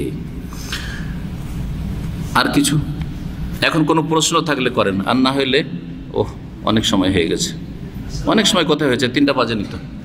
আসসালাম। হজের প্রশ্ন, হজের প্রশ্ন, হ্যাঁ হজের প্রশ্ন ঠিক আছে। বিনা পারমিশনে, সরকারি পারমিশন ছাড়া বিনা তাসরিতে হজে যাওয়া হারাম, না জায়েজ। ভাই প্রশ্ন করেছেন যে কিছু লোকেরা চোরাই পথে গাড়িতে করে, এখানকার নাগরিকরাও করে আর বিদেশিরাও করে, জায়েজ নয়, হারাম। যে নিয়ে যাবে, যারা নিয়ে যাচ্ছে তাদের কাজটাও হারাম, এই রুজি হালাল নয়। আর যারা এভাবে যাচ্ছে তাদের এই কাজটিও হারাম, গুনহার কাজ, কারণ মুসলিম শাসকের বৈধ নির্দেশ মানা ফরজ। উলিল আমরি মিনকুম, আল্লাহ ফরজ করেছেন। কথা বোঝা গেছে? এতে আপনার এবং অন্যান্য হাজি, বয়স্ক হাজিরা, নারী শিশু হাজিরা যারা আসছে, দুর্বল হাজিরা আসছে, তাদেরকে উপকার করলেন, তাদের ক্ষতি করলেন না। সরকার আইনগুলো কেন করেছে? বৃদ্ধ হাজিরা জীবনে একবার চান্স পেয়েছে, আর আপনি যখন তখন চোরাই পথে যাবেন দিয়ে কষ্ট দিচ্ছেন এদেরকে, এই জন্য করেছে। বৃহৎ স্বার্থে এই আইনগুলি তৈরি করা হয়েছে। সুতরাং জায়েজ নয়। যে নিয়ে যাবে সেও গুনাহগার, আর যে এভাবে অবৈধ যাবে, বিনা পারমিশনে, বিনা তাসরিতে হজে যাবে, সেও গুনাহগার হবে। কথা বোঝা গেছে? কিন্তু আর একটা মাসলা, এখন এই যে গুনাহ করে গেল, গুনাহ আপন জায়গায় থাকলো, কিন্তু তার হজটা ফরজ হজ হিসাবে কবুল হবে কিনা। হজে মাবরুর তো হবে না, কারণ যে হজে গুনাহ হয় সেটা হজে মাবরুর হয় না। হজে মাবরুরের সওয়াব হচ্ছে জান্নাত, নিশ্চিত জান্নাত। কথা বোঝা গেছে? নিষ্পাপ শিশু যে সদ্য ভূমিষ্ঠ হয়েছে, নিষ্পাপ ক্লিন হয়ে আছে যার আমল নামা, ওই রকমই ফিরে আসবে না। হ্যাঁ, রাজা কায়মিন ওয়ালাদাতুম ওই রকমই আসবে না। কিন্তু জীবনে একবার হজ ফরজ, অবৈধ পন্থায় হজ করেছে, চোরাই পথে হজ করেছে, বিনা তাসরিতে হজ করেছে, তার জীবনের ফরজটা আদায় হবে কি না? প্রশ্ন। আদায় হবে, আদায়। হজের ফরজিয়াত আদায় হয়েছে, কারণ হজের রুকুন ঠিক আছে, হজের ওয়াজিবগুলি ঠিক আছে। আর সরকারের আইন মানে হজের রুকুনও না আর ওয়াজিব না, মানে 4টার মধ্যে পড়ে না আর 8টার মধ্যে পড়ে না, পড়ছে নাকি? 8 4 12টাতে যেহেতু ঘাটতি নেই, সেজন্য তার হজটা হয়ে যাবে, কিন্তু হজে মাবরুর হবে না। ভালো করে শুনে রাখে। তার মানে করতে বললাম নাকি? এটা আবার ভাবিয়ে না যে তার মানে করতে বললাম। কিন্তু কেউ যদি করে নেয় তো তার হজ ফাসেদ, বাতিল নয়, হ্যাঁ, বরং তার হজ হয়েছে, কিন্তু সে গুনহাগার, গুনহার বোঝা সে উঠাবে। আর তার হজের জীবনের ফরজিয়াত যেটা ফরজ ছিল, জীবনের একটা হজ হয়ে গেছে তার। জি হ্যাঁ, মাবরুর হয়নি। আচ্ছা, এতে আর একটা কথা বলি, না হলে বুঝবেন না। কারণ অনেকে হয়তো এই শরীয়তের হারাম বলে ভয় লাগে না, কিন্তু দুনিয়ার ক্ষতি বললে নিশ্চয়ই ভয় আছে, তাই না? আমাদের অনেক দিনী ভাইরা যারা মদিনায় থাকতো, জেদ্দায় থাকতো, কথা বুঝতে পারছেন, বিভিন্ন জায়গায় থাকতো, রিয়াজে থাকতো, কারণ আমার তো সারা দুনিয়ার সাথে মানুষের সাথে যোগাযোগ আছে। এখানকার সৌদি আরবের দিনী ভাই, প্রত্যেক শহরে আমাদের কিছু দিনী ভাইরা আছে যারা আমাদের সাথে সহযোগী, আলহামদুলিল্লাহ, দাওয়াতি ময়দানে। অনেক ভাইয়েরাকে রাস্তাতে চেকপোস্টে ধরেছে, চোরাই পথে যাচ্ছিল, ধরে নিয়ে যে হয়রানি 24 ঘন্টা 48 ঘন্টা ওই বাসে খেয়ে না খেয়ে থাকতে হয়েছে। তারপরে হাজতে আর 13 তারিখ পর্যন্ত তাদেরকে রাখা হয়েছে। তারপরে তাদের ফিঙ্গারপ্রিন্ট নেওয়া হয়েছে, ফিঙ্গারপ্রিন্টের পরে ফিরিয়ে দিয়েছে, আর কিছু বলেন। 13 তারিখ পর্যন্ত বেঁধে রেখে তাদেরকে হাজতে রেখে তারপর তখন ছেড়ে দিয়েছে, যাও নিজের নিজের কর্মক্ষেত্রে চলে যাও। সফর করায়নি, কিন্তু সাথে সাথে সফর করাবে না, এটাও সাথে সাথে সফর করেন। ওরা তো ভাবছিল সফর যখন করাইল না তো বেঁচেই গেলাম হয়তো। কিন্তু শোনেন, জি হ্যাঁ, আমাদের একটা খাস ছাত্র দিনী ভাই ছিল, মাদারীপুরের, মদিনা মোনাজারে থাকতো। মদিনায় গেলে আমার প্রোগ্রামগুলি সবগুলির ক্ষেত্রে 1 নম্বর 2 নম্বর সহযোগী ছিল, যে জাউল্লাহ খায়ের, এত ভালো মানুষ, দিনদার মানুষ। সেই ভাইও ফেঁসে যায় এতে। মদিনা থেকে বেআইনি একটা বাসে যাচ্ছিল কোস্টারে, আর তাদেরকে ধরে নিল। তারপর ওখান থেকে জিদ্দা নিয়ে গেল, হাজতে থাকলো, 13 তারিখের পর ছেড়ে দিল বাসমা টাসমা নিয়ে, ফিঙ্গারপ্রিন্ট নিয়ে। আর তারপরে একামা যখন রিনুয়ালের সময় আসলো, তখন আর একামা রিনুয়াল হলো না। জানা আছে আইন আজকাল এত কড়া, একামা রিনুয়াল হলো না, শেষে এক্সিট চলে যেতে হয়েছে। আর 5 বছর সৌদি আরবে ঢুকতেই পারবে না, এমনকি উমরাতেও আসতে পারবে না। কথা বুঝতে পেরেছেন? এখন নাকি আরও কড়া, 10 বছর আসতে পারবে না, এরকম আইন হচ্ছে। তারপরে এখন তো ফাইনটা আরও বেড়ে গেছে, বুঝতেই পারছেন। যে বাসওয়ালা নিয়ে যাবে, গাড়িতে নিয়ে যাবে, তারও ফাইন মনে হয় 50,000 রিয়াল না তারও বেশি কিছু আছে, ফাইন আছে। আগে 5,000 ছিল, কিন্তু 5,000 নাই এখন, কিন্তু ফাইন। এটাও মনে করেন না, এই 91 আমাদের কোনো ভাইরা শুনেছি যে ও 5,000 করে গ্রামা দিয়েছে হাজি নিয়ে যেতে গিয়ে 3-4 বছর আগে। ওগুলো আইন গেছে, আর 5,000-এর যুগ নেই। তারপরে 5,000 আর চাইতে বেশি যেটা ক্ষতি, সেটা হচ্ছে আপনার হালাল রুজি ছেলে মেয়েরা, আপনার বাপ মা খাচ্ছিল আপনার ওসিলে, সবটাই বরবাদ হয়ে যাবে। এইরকম কাজ করবেন না, যাতে দুনিয়ার সর্বনাশ আখিরাতের সর্বনাশ, এরকম কাজ করবেন না আপনারা। জি হ্যাঁ,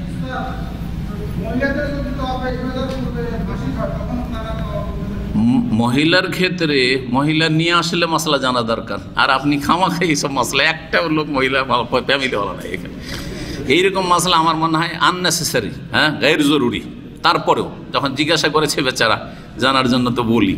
তবে যেগুলো জরুরি, বেশি ইম্পর্টেন্ট, সেগুলো জিজ্ঞেস করেন। কোনো মহিলার যদি থামেন, এটার উত্তর দিয়ে দিই। কোনো মহিলার যদি মাসিক ঋতু চলে আসে তফে এফাদার আগে, মানে যেটা রকুন তফ, সেটার আগে, তাহলে অপেক্ষা করবে।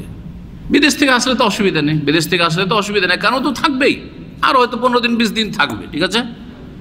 ইল্লা যারা একবারে প্রথম ফ্লাইটে এসছে, তাদের কিন্তু 14 তারিখের পরে কিন্তু ফ্লাইট আছে, ওদের একটু সমস্যা আছে হয়তো। তো প্রথম কথা, যদি থাকা সম্ভব হয় তাহলে থাকবে। এখান থেকে গেছে কোনো ফ্যামিলি, থাকা সম্ভব হলে থাকবে। যদি থাকা সম্ভব না হয়, তাহলে চলে আসবে। যদি লোকাল হাজি হয়, এখানে ফ্যামিলি নিয়ে থাকে, তাহলে চলে আসে, এখানে সমস্যা নেই। কিন্তু যেহেতু তওয়াফ আদায় হয়নি, এখনো তার রুকুন বাকি আছে হজের, সেই জন্য স্বামী স্ত্রী মিলিত হইতে পারে, সহবাস করতে পারবে না, দৌড়াদৌড়ি থাকবে। কথা বোঝা গেছে না? আসবে এইখানে, তারপরে 1-2 সপ্তাহ পরে হোক, যত তাড়াতাড়ি সম্ভব যাবে, গিয়ে তওয়াফ পাক হওয়ার পর, পবিত্র হওয়ার পরে তওয়াফ করে চলে আসবে। প্রথম কি বললাম? থাকতে চেষ্টা করবে সেখানে। থাকা সম্ভব নয়, স্বামীর ডিউটি আছে, সংসার আছে, বাচ্চাদের রেখে গেছে, ঝামেলা আছে, চলে আসুক, আবার যা গিয়ে তওয়াফ সেরে আসুক। বুঝতে পেরেছেন? জি হ্যাঁ। বাইরে থেকে আর আসতেও পারবে না, আর ফ্লাইট যদি ক্যান্সেল হয়ে যায় তো হয়রানির শেষ নেই, 1 মাস হয়তো বুকিং পাবেন না, চলতে থাকবে এরকম। তাহলে কি করবে? সেই ক্ষেত্রে একটা শেষ সমাধান আছে। শেষ সমাধান শেখুল ইবনে তাইমিয়া রাহিমাহুল্লাহ বলেছেন, সেটা হচ্ছে, শেখ ইবনে উসাইমিনও বলেছেন, সেটা হচ্ছে আজকাল পাম্পার্স পাওয়া যায়। পাম্পার্স বুঝেন কি না? যদি সেটা না হয়, বাচ্চাদের যে আপনার পেশাব বা পায়খানা করার জন্য দেয়, বড়োদেরও আছে, ওটা হলে ভালো। আর না হইলে কাপড়টা বড় দিয়ে, যাতে রক্তটা বাইরে না পড়ে, তারপরে একটা জাঙ্গিয়া প্যান্ট পরে নেবে যাতে খুলে না পড়ে। আর তারপরে কি করবে? পাক পবিত্র হয়ে গোসলটা করে, আর তারপরে যদিও নাপাক অবস্থা আছে গোসল করি, তারপরে গোসল করলে কিন্তু রক্ত কম আসে, মাসিক রক্ত কম আসে। গোসল করার পরে উজু করার পরে মসজিদ হারামে ঢুকবে, আর ঢোকার পরে তাড়াতাড়ি করে তওয়াফটা সেরে নেবে, আর তওয়াফটা সেরে তো মসজিদ হারাম থেকে বেরিয়ে যাবে। এটা হচ্ছে কি নিরুপায় অবস্থা। দারুরাত তুবিহুল মাহজুরা, ফিকহের একটি কায়দা হচ্ছে, যখন মানুষ নিরুপায় হয়ে যায় তখন নিষিদ্ধ কাজ বা কথা বা বিষয় হালাল হয়ে যায়। হ্যাঁ, যেমন হারাম জিনিস খাওয়া যাবে, কখন খাওয়া যাবে? নিরুপায় হলে খাওয়া যাবে। জান বাঁচাইতে হবে আর জয় শ্রীরাম বলার জন্য বাধ্য করছে, এমনি তো শিরক, কথা তো শিরক, কিন্তু জায়েজ কিনা? নিরুপায় হলে জায়েজ, নিরুপায় হলে জায়েজ।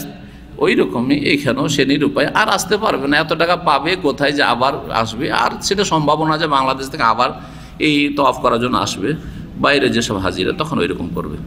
জি হ্যাঁ, যেই ভাই জিজ্ঞাসা করলো, আল্লাহ যেন ওকে তৌফিক দান করে। না, আমার মনে হয় এসছে কেউ, হ্যাঁ, ওদের আত্মীয় স্বজন এসে, তাহলে ঠিক আছে। ওই ভাই জিজ্ঞেস করছিল একজন, হ্যাঁ, প্রশ্ন। হজের আগে, হজ কত প্রকার বললাম? কি কি? তামাত্তু, কিরান, ইফরাদ। হজে তামাত্তু মানে যেমন উমরা করেছেন ওই রকমই একটা উমরা করবেন, মিকাত থেকে ইহরাম বাঁধবেন, লাব্বাইক উমরা। আর তারপরে মক্কা গেলেন, উমরা থেকে কি করতে হয়? ইহরাম করতে হয়, হ্যাঁ, তারপরে তওয়াফ করতে হয়, সাই করতে হয়, আর চুল কাটতে হয়। বোঝা গেছে? যদি সময় বেশি না থাকে, অল্প সময় আছে, চুল ছোট করবেন শুধু, এটি ভালো। আর যদি সময় থাকে যে আরো 15 দিন 20 দিন আছে, যেমন এখন যে হাজিরা চলে আসছে, তারা মুন্ডন করবে, কারণ কয়েকদিন আবার চুল, সপ্তাহ 2 সপ্তাহে চুল হয়ে যাবে, বড় হয়ে যাবে।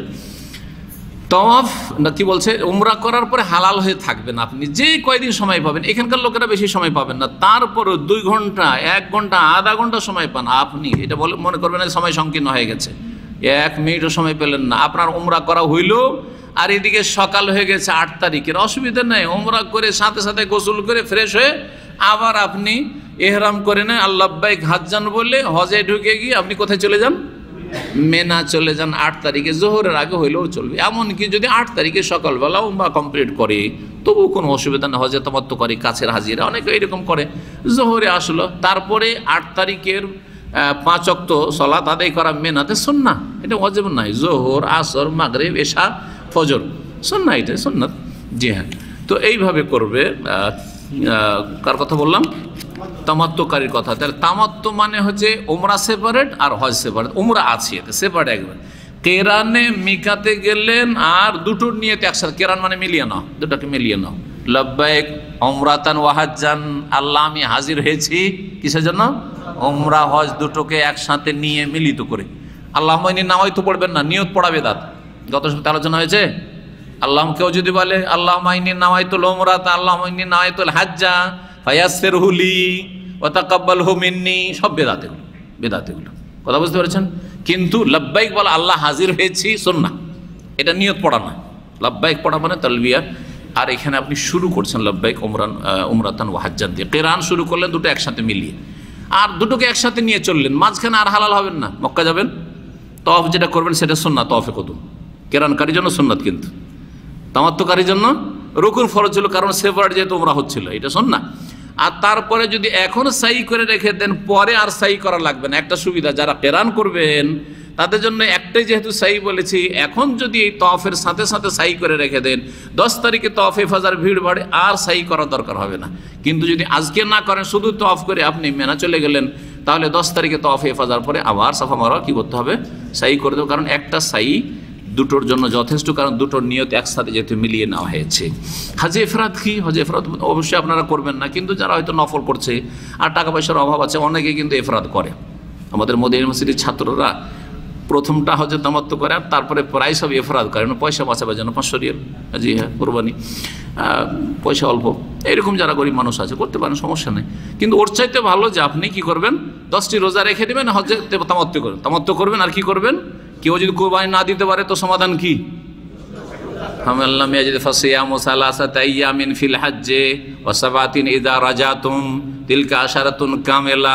আল্লাহ বলছেন যে দেখো, যারা হজে তামাত্তু বা কিরান মানে হজের সাথে উমরা ভোগ করবে, তারা ফামাস্তাইসারা মিনাল হাদি, যথাসাধ্য একটা কোরবানি করবে। যথাসাধ্য, উটের সাধ্য আছে উট, গরু আছে গরু, আর ভাগ আছে ভাগ, আর গোটা আছে খাসি, খাসি করতে হবে একটা। ফামাস্তাইসারা হাদি, সস্তা দামি যাই হবে এটা হইতে হবে, ওর কথা যে শর্ত আছে কোরবানির জন্য। তারপরে যদি না পারে আমাল নাজিদ ফাসিয়াম ও সালাসাত আইয়ামিন ফিল হজ, হজের দিনগুলিতে 3টা রোজা রেখে নেবে, বাস ঈদের দিনে না, 10 তারিখে নয়, তার আগে রেখে নেবে গিয়ে মক্কায়, আর না হলে 11, 12, 13 তারিখে রেখে নেবে। মক্কাতে 3টা রোজা রেখে আসতে হবে, হ্যাঁ। আর যদি কেউ নাও পারে, ধরেন সময় পেল না, আর করতে পারলো না, অসুস্থ হয়ে গেছে 11, 12 তারিখ, আর এদিকেও গেছে, এখান থেকে 7 তারিখ 6 তারিখে বেরিয়েছে, ওখানে গিয়ে সময় কোথায়, হ্যাঁ, তো রোজা রাখতে পারলো না, তো 10টায় বাড়িতে এসে করতে পারবে, বাকি 7টা কোথায় করবে?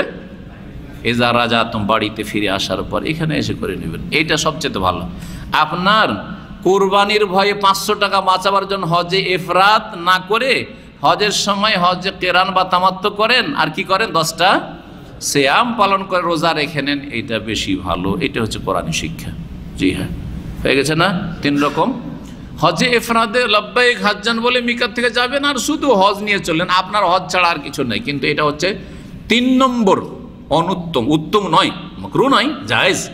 1 নম্বর উত্তম হচ্ছে তামাত্তু করা, সমস্ত সাহাবীকে তামাত্তু করিয়েছেন যাদের সাথে কোরবানি পশু ছিল না। 2 নম্বর হচ্ছে কেরান করা, 3 নম্বর হচ্ছে ইফরাদ করা। জি, আর কিছু প্রশ্ন? এহরাম অবস্থা যদি স্বপ্নদোষ হয়, কোনো অসুবিধা নেই, কোনো অসুবিধা নেই, আপনার ইখতিয়ারে নাকি, ইচ্ছা করে বীর্যপাত না করলেই হলো, ঠিক আছে। খারাপ কিছু দেখতে গিয়ে অথবা স্ত্রীর সাথে এমন মেয়েতে উঠলেন, জায়েজই না, এগুলো ফালা রাফাস, এহরাম অবস্থা এসব জায়েজই নয়, অনিচ্ছাকৃত হয়, স্বপ্নদোষ, ইচ্ছা করে হয় না। তো স্বপ্নদোষ হয়ে গেলে আপনি যদি এহরামের এক্সট্রা কাপড় থাকে, কাপড় বদলে নেবেন। হ্যাঁ, বিনা সেলাই দিয়ে বিনা সেলাই বদলাইতে হবে। এই নয় যে মাঝখানে আপনি একটা সেলাই করা লুঙ্গি পরে নিলেন, পায়জামা পরে নিলেন, না, চলবে না সেটা, কথা বুঝতে পারছেন। আর যদি দেখা যায় যে না রে ভাই, আমার কাছে এটাই তো কাপড়, তাহলে যেই জায়গাটুকুতে আপনার নোংরা বস্তু লেগেছে, মানি লেগেছে, সেই জায়গাটুকু ধুয়ে নেমে নোংরামি দূর করার জন্য, নাপাকি বললাম না কেন, কারণ বীর্য যা দিয়ে আল্লাহ শ্রেষ্ঠ মানুষকে তৈরি করেছে, এটা পাক না নাপাক, এই নিয়ে ফোকাহাদের ইখতিলাফ আছে, 2টি মত আছে। একদল বলছেন পাক পবিত্র দিয়ে আল্লাহ সৃষ্টি করেছে আমাদেরকে, নাপাক পানি দিয়ে নয়। আর একদল আমাদের দেশে বলে যে নাপাক পানি দিয়ে আমরা তৈরি, কিন্তু এত সুন্দর মখলুককে আল্লাহ নাপাক দিয়ে তৈরি করেনি, এইটাই ঠিক। হাদিস মেলাগুলি দলিল এইটাই বলে। এই জন্য কোরআনে কোনো জায়গায় বীর্যকে নাজিস বলা হয়নি, নাপাক বলা হয়নি, কি বলা হয়েছে? মিম্মাইন মহিন, হ্যাঁ, তুচ্ছ পানি, ঘৃণিত পানি, এইরকম বলা হয়েছে, যেটা ঘৃণা লাগে। সেটা সেম কাশ ফোটার মতো, কাশ ভিতরে আছে, আপনাকে ঘৃণা লাগে না, কিন্তু কাশটা যদি বেরিয়ে যায় তা আর গিলতে পারবেন না, পারবেন? পোঁটা যখন বেরোয়নি thought thought thought thought thought thought করছেন আপনি, সর্দি লাগালো, কিন্তু যখন বেরিয়ে যাবে আর ওটাতে রুচি হবে না, কথা ঠিক কিনা? কিন্তু পোঁটা কাশ রুমালে মুছে, যে আমাদের দেশে তো বাঙালির রুমাল তো বুঝতে পারছেন, আমি কিন্তু পাকা বাঙালি, আপনারা কাঁচা বাঙালি। সৌদি আরবে এসে টিস্যু পেয়েছেন, আর কি, এই যে আলহামদুলিল্লাহ সবসময় রাখি। আমাদের দেশে আবার ওই লুঙ্গির সাথেও পাওয়া যায়, জানেন না? কিছু কিছু লুঙ্গি আছে, ওই লুঙ্গিগুলো আমরা ছোটোতে খুব ভালোবাসতাম, যে লুঙ্গির সাথে একটা ফ্রি কি পাওয়া যেত, বোনাস পাওয়া যেত, একটা রুমাল পাওয়া যেত, এটা ভালো জিনিস।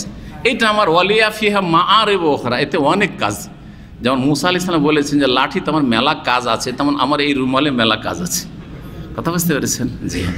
ধরেন এই রুমালে আপনি কাশপোটা মুছে রেখেছেন, হ্যাঁ, তারপরে পকেটে নিয়ে থাকেন না, অবশ্যই থাকছেন, তো নাপাক নাকি? না, নাপাক নয়, কিন্তু নোংরা। এই কাশপোটা মুছা রুমালকে রাখতে পারবেন, বাড়ি গিয়ে তাড়াতাড়ি ধুইবেন ওটাকে, ঠিক না? যারে কাশপোটা লেগেছে তাড়াতাড়ি ধুই, কারণ নোংরামি লেগে আছে, কিন্তু নাপাক লেগে নেই, ঠিক ওই রকম। জি হ্যাঁ।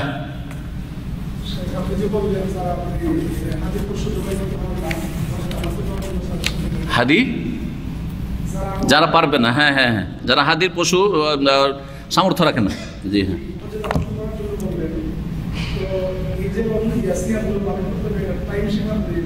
কোনো সীমা নেই, কোনো সীমা নেই। 3টা ওখানে রেখে আসবে, এটা হচ্ছে উত্তম সুন্নাহ।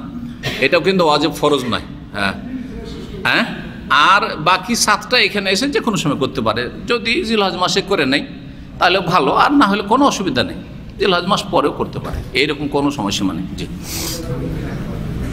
আর ছেড়ে দেবো? একজন করে সুযোগ দেন, আগে থামেন। আর কেউ কারো আছে কি না?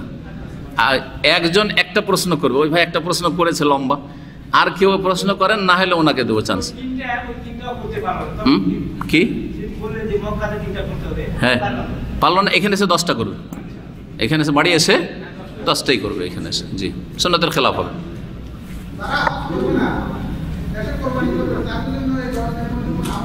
হ্যাঁ হ্যাঁ, দেখেন আমরা আমাদের দেশের ভাষায় সবগুলিকে কুরবানি বলি। সবগুলিকে কি বলি? কুরবানি বলি। কুরবানিকে কুরবানি এই জন্য বলি যে কুরবান মানে নৈকট্য। তো এই জবাইয়ের মাধ্যমে আল্লাহর নৈকট্য লাভ হয়, সান্নিধ্য লাভ করা হয়, সেই জন্য কুরবানিকে কি বলি? কুরবানি। এমনকি আরবরাও এখন শিখে গেছে, কিন্তু কুরবানি বলে ওরা কুরবান বলে। কুরবান কি বলে? নাজবাহুল কুরবান। কুরবান ওরা, কুরবান আরবিতে শব্দটি কুরবান, ওটাকে আমরা কি করেছি উর্দু মিডিয়াম করে দিয়ে কি করে দিয়েছি? কোরবানি করে দিয়েছি। জি হ্যাঁ, আছে না ওই আদম আলাইহিস সালাম 2 ছেলে না, ওয়াতুলু আলাইহিম নাবা ইবনে আদম বিল হক ইয কাররাবা কুরবানান, ইয কাররাবা, যখন 2 জনে কি করলেন? কোরবানি করলেন, মানে আল্লাহর সান্নিধ্য লাভের জন্য। একজন কিন্তু পশু জবাই করে কোরবানি করেছিলেন, আরেকজন কিছু খাদ্য দিয়ে, কিছু খাদ্য শস্য ছিল, গমটম কিছু ছিল, এরকম কিছু ছিল। বোঝা গেছে না? তার বোঝা গেল যে সাদকাটাও কোরবানি, কিন্তু আল্লাহর সান্নিধ্য লাভের জন্য। জি হ্যাঁ, তো কোরবানি আমরা সবগুলোকে ঢালাহারে কোরবানি বলি, কিন্তু কোরবানি 2 রকম। কোরবানি হচ্ছে 2 রকম। হাজিদের কোরবানিকে হাদি বলা হয় হাদিসের ভাষায়, কোরআনের ভাষায়, কোরআনও আছে, ফামাস্তাইসারা মিনাল হাদিয়ে মিনাল উযহিয়াতে বলেন। জি, হাদি। আর বাড়ির কোরবানি সারা পৃথিবীতে যেগুলি হবে বিনা হজে, তার নাম হচ্ছে উযহিয়া। এই উযহিয়া বহু বচন আদাহি থেকে এই ঈদের নাম হচ্ছে ঈদুল আজহা। ঈদের নাম হচ্ছে ঈদুল আজহা। আজহা আমরা দ পড়তে পারি না, হয় দা পড়ে দেবো, যেটা ভুল, আর না হলে জ পড়ি, ওই জন্য ঈদুল আজহা বলি। কি বলি? ঈদুল আজহা। ঈদুল জোহা বলবেন না, কিন্তু ঈদুল জোহা যারা বলে ওরা ভুল বলে। তো কোরবানি তাহলে 2 রকম। বাড়ির কোরবানি হচ্ছে উযহিয়া, আর হজের কোরবানি হচ্ছে হাদি। এখানে হাজিদের জন্য হাদি ওয়াজিব, যেমন বললাম যে অবস্থাগুলিতে, হজের তামাত্তু বা কিরান করলে, আর বাকি অবস্থায় সুন্নাহ। আর বাড়ির কোরবানি হচ্ছে সুন্নাতে মুআক্কাদা, ওইটা ওয়াজিব নয়, সুন্নাতে মুআক্কাদা। কার জন্য? সামর্থ্যবানের জন্য। যেই ব্যক্তি বাড়ির কোরবানি করবেন, আপনারা অধিকাংশ হাজি নন, বাড়ির কোরবানি করবেন, তারা এই জিলহজ মাসের চাঁদ ওঠা থেকে শুরু করে কোরবানি জবাই করা পর্যন্ত, হ্যাঁ, বা কোরবানির দিন পর্যন্ত, ঈদ পড়া পর্যন্ত, ঈদ পড়ে এসে জবাই করবেন আর নখ কাটবেন। নখ, চুল আর যেগুলো অপ্রয়োজনীয় লোম পশম, সেগুলি কাটবেন না। অপ্রয়োজনীয় বললাম, যেটা প্রয়োজন, যেটা জরুরি, ওটা কাটা যাবে। যারা উদাহরণস্বরূপ যারা দাড়ি মুন্ডন করেন, তারাও এই দিনগুলিতে একটু ফেরেশতা সেজে যান। কথা বলছেন না? কয়েকদিন ধরে দাড়ি কাটেন না, কয়েকদিন ধরে দাড়ি কাটে, 10 তারিখ, 1 তারিখ থেকে 10 তারিখ দাড়ি কাটেন। বলছি কী ব্যাপার? দাড়ি যে বড় হয়ে গেছে, যে কোরবানি যে করবো, কোরবানি করার জন্য আপনি এই কয়েকটা দিন দাড়ি কাটেন, আর সারা বছর হারাম কাজ করছেন। আপনি হারাম কাজ করছেন। এরকম কাজ করিয়েন না। আপনি আল্লাহকে ভয় করেন, মানুষকে ভয় করিয়েন না। আল্লাহকে রাজি করেন, মানুষকে আল্লাহ দূর করে, মানুষের অনিষ্টকে আল্লাহ দূর করে দেবে, বালা মুসিবতকে আল্লাহ হেফাজত রাখবে। জি হ্যাঁ, জাযাকুমুল্লাহ খাইরান। হ্যাঁ, 3টা বাজতে যাচ্ছে, লাস্ট একটা প্রশ্ন। হ্যাঁ,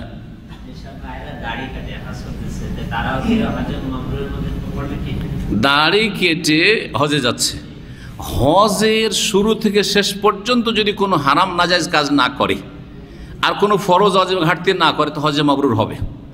দাড়ি কাটা না কাটার সাথে হজের কোনো সম্পর্ক নেই। কিন্তু ধরেন হজ করলো আর 10 তারিখে কি করলো, মাথা মুন্ডন করলো আর মক্কায় গিয়ে কোনো একটা সেলুনে গিয়ে দাড়ি সেভ করলো, যে দাড়িগুলো বড় সেভ করেনি, তাহলে হজের দিনগুলিতে কি কাজ করলো, হারাম কাজ করলো, সেই জন্য হজে মাবরুর হবে। হজ শুরু করা থেকে নিয়ে শেষ পর্যন্ত সে কোনো গুনাহ করেনি। কোনো গুনাহ হচ্ছে দুই রকম, এক হচ্ছে ওয়াজিব ফরজ ছাড়া, আর না হইলে হারাম নাজায়েজ কোনো কাজ করা বা কথা বলা, এগুলো করেনি। তাহলে তার আর রুজি তার হালাল হইতে হবে, হালাল রুজি দিয়ে হজ করেছে, পাক পবিত্র ধন সম্পদ দিয়ে হজ করেছে, তাহলে হজে মাবরুর ইনশাআল্লাহ তাআলা হবে।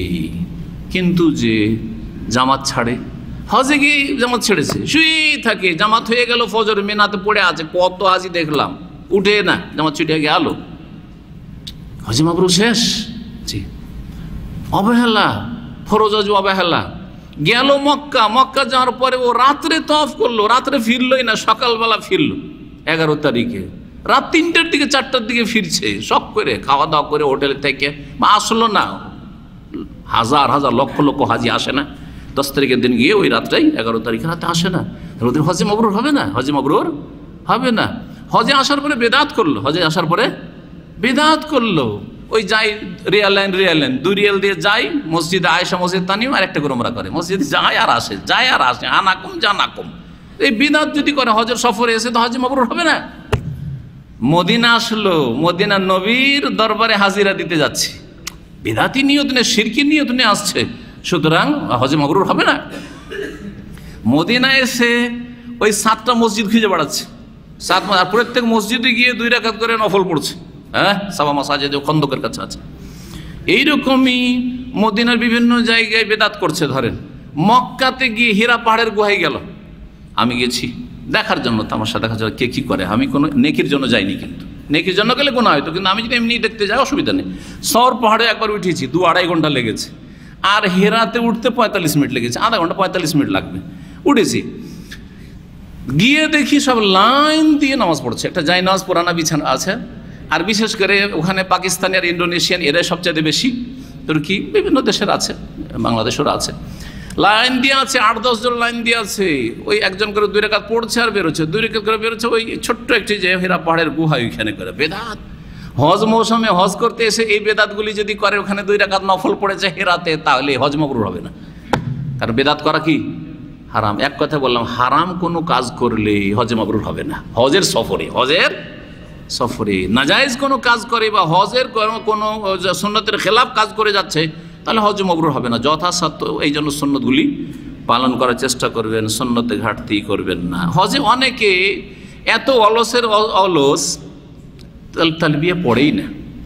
এই যে তায়েফ থেকে গেল মক্কা পর্যন্ত একবার লাব্বাইক পড়ে না, আবার ওই মেনাতে আছে লব্বাইক পড়লেন না, আরাফা গেল 2 বার, একবার পড়লো না, কত সুন্নাত আপনি ছাড়লেন। অথচ নবী সাল্লাল্লাহু আলাইহি সাল্লাম লব্বাইক আল্লাহুম্মা তালবিয়া পড়তে পড়তে গলা বসে গেছে, আওয়াজ বসে গেছে, আর আপনি গোনে 10-12 হয়তো লব্বাইক আল্লাহুম্মা লব্বাইক পড়েননি, তাহলে কি করে আপনার এই হজে মাবরুর হবে? এই বিষয়গুলি চিন্তা করবেন। আল্লাহ যেন বুঝার তৌফিক দান করেন।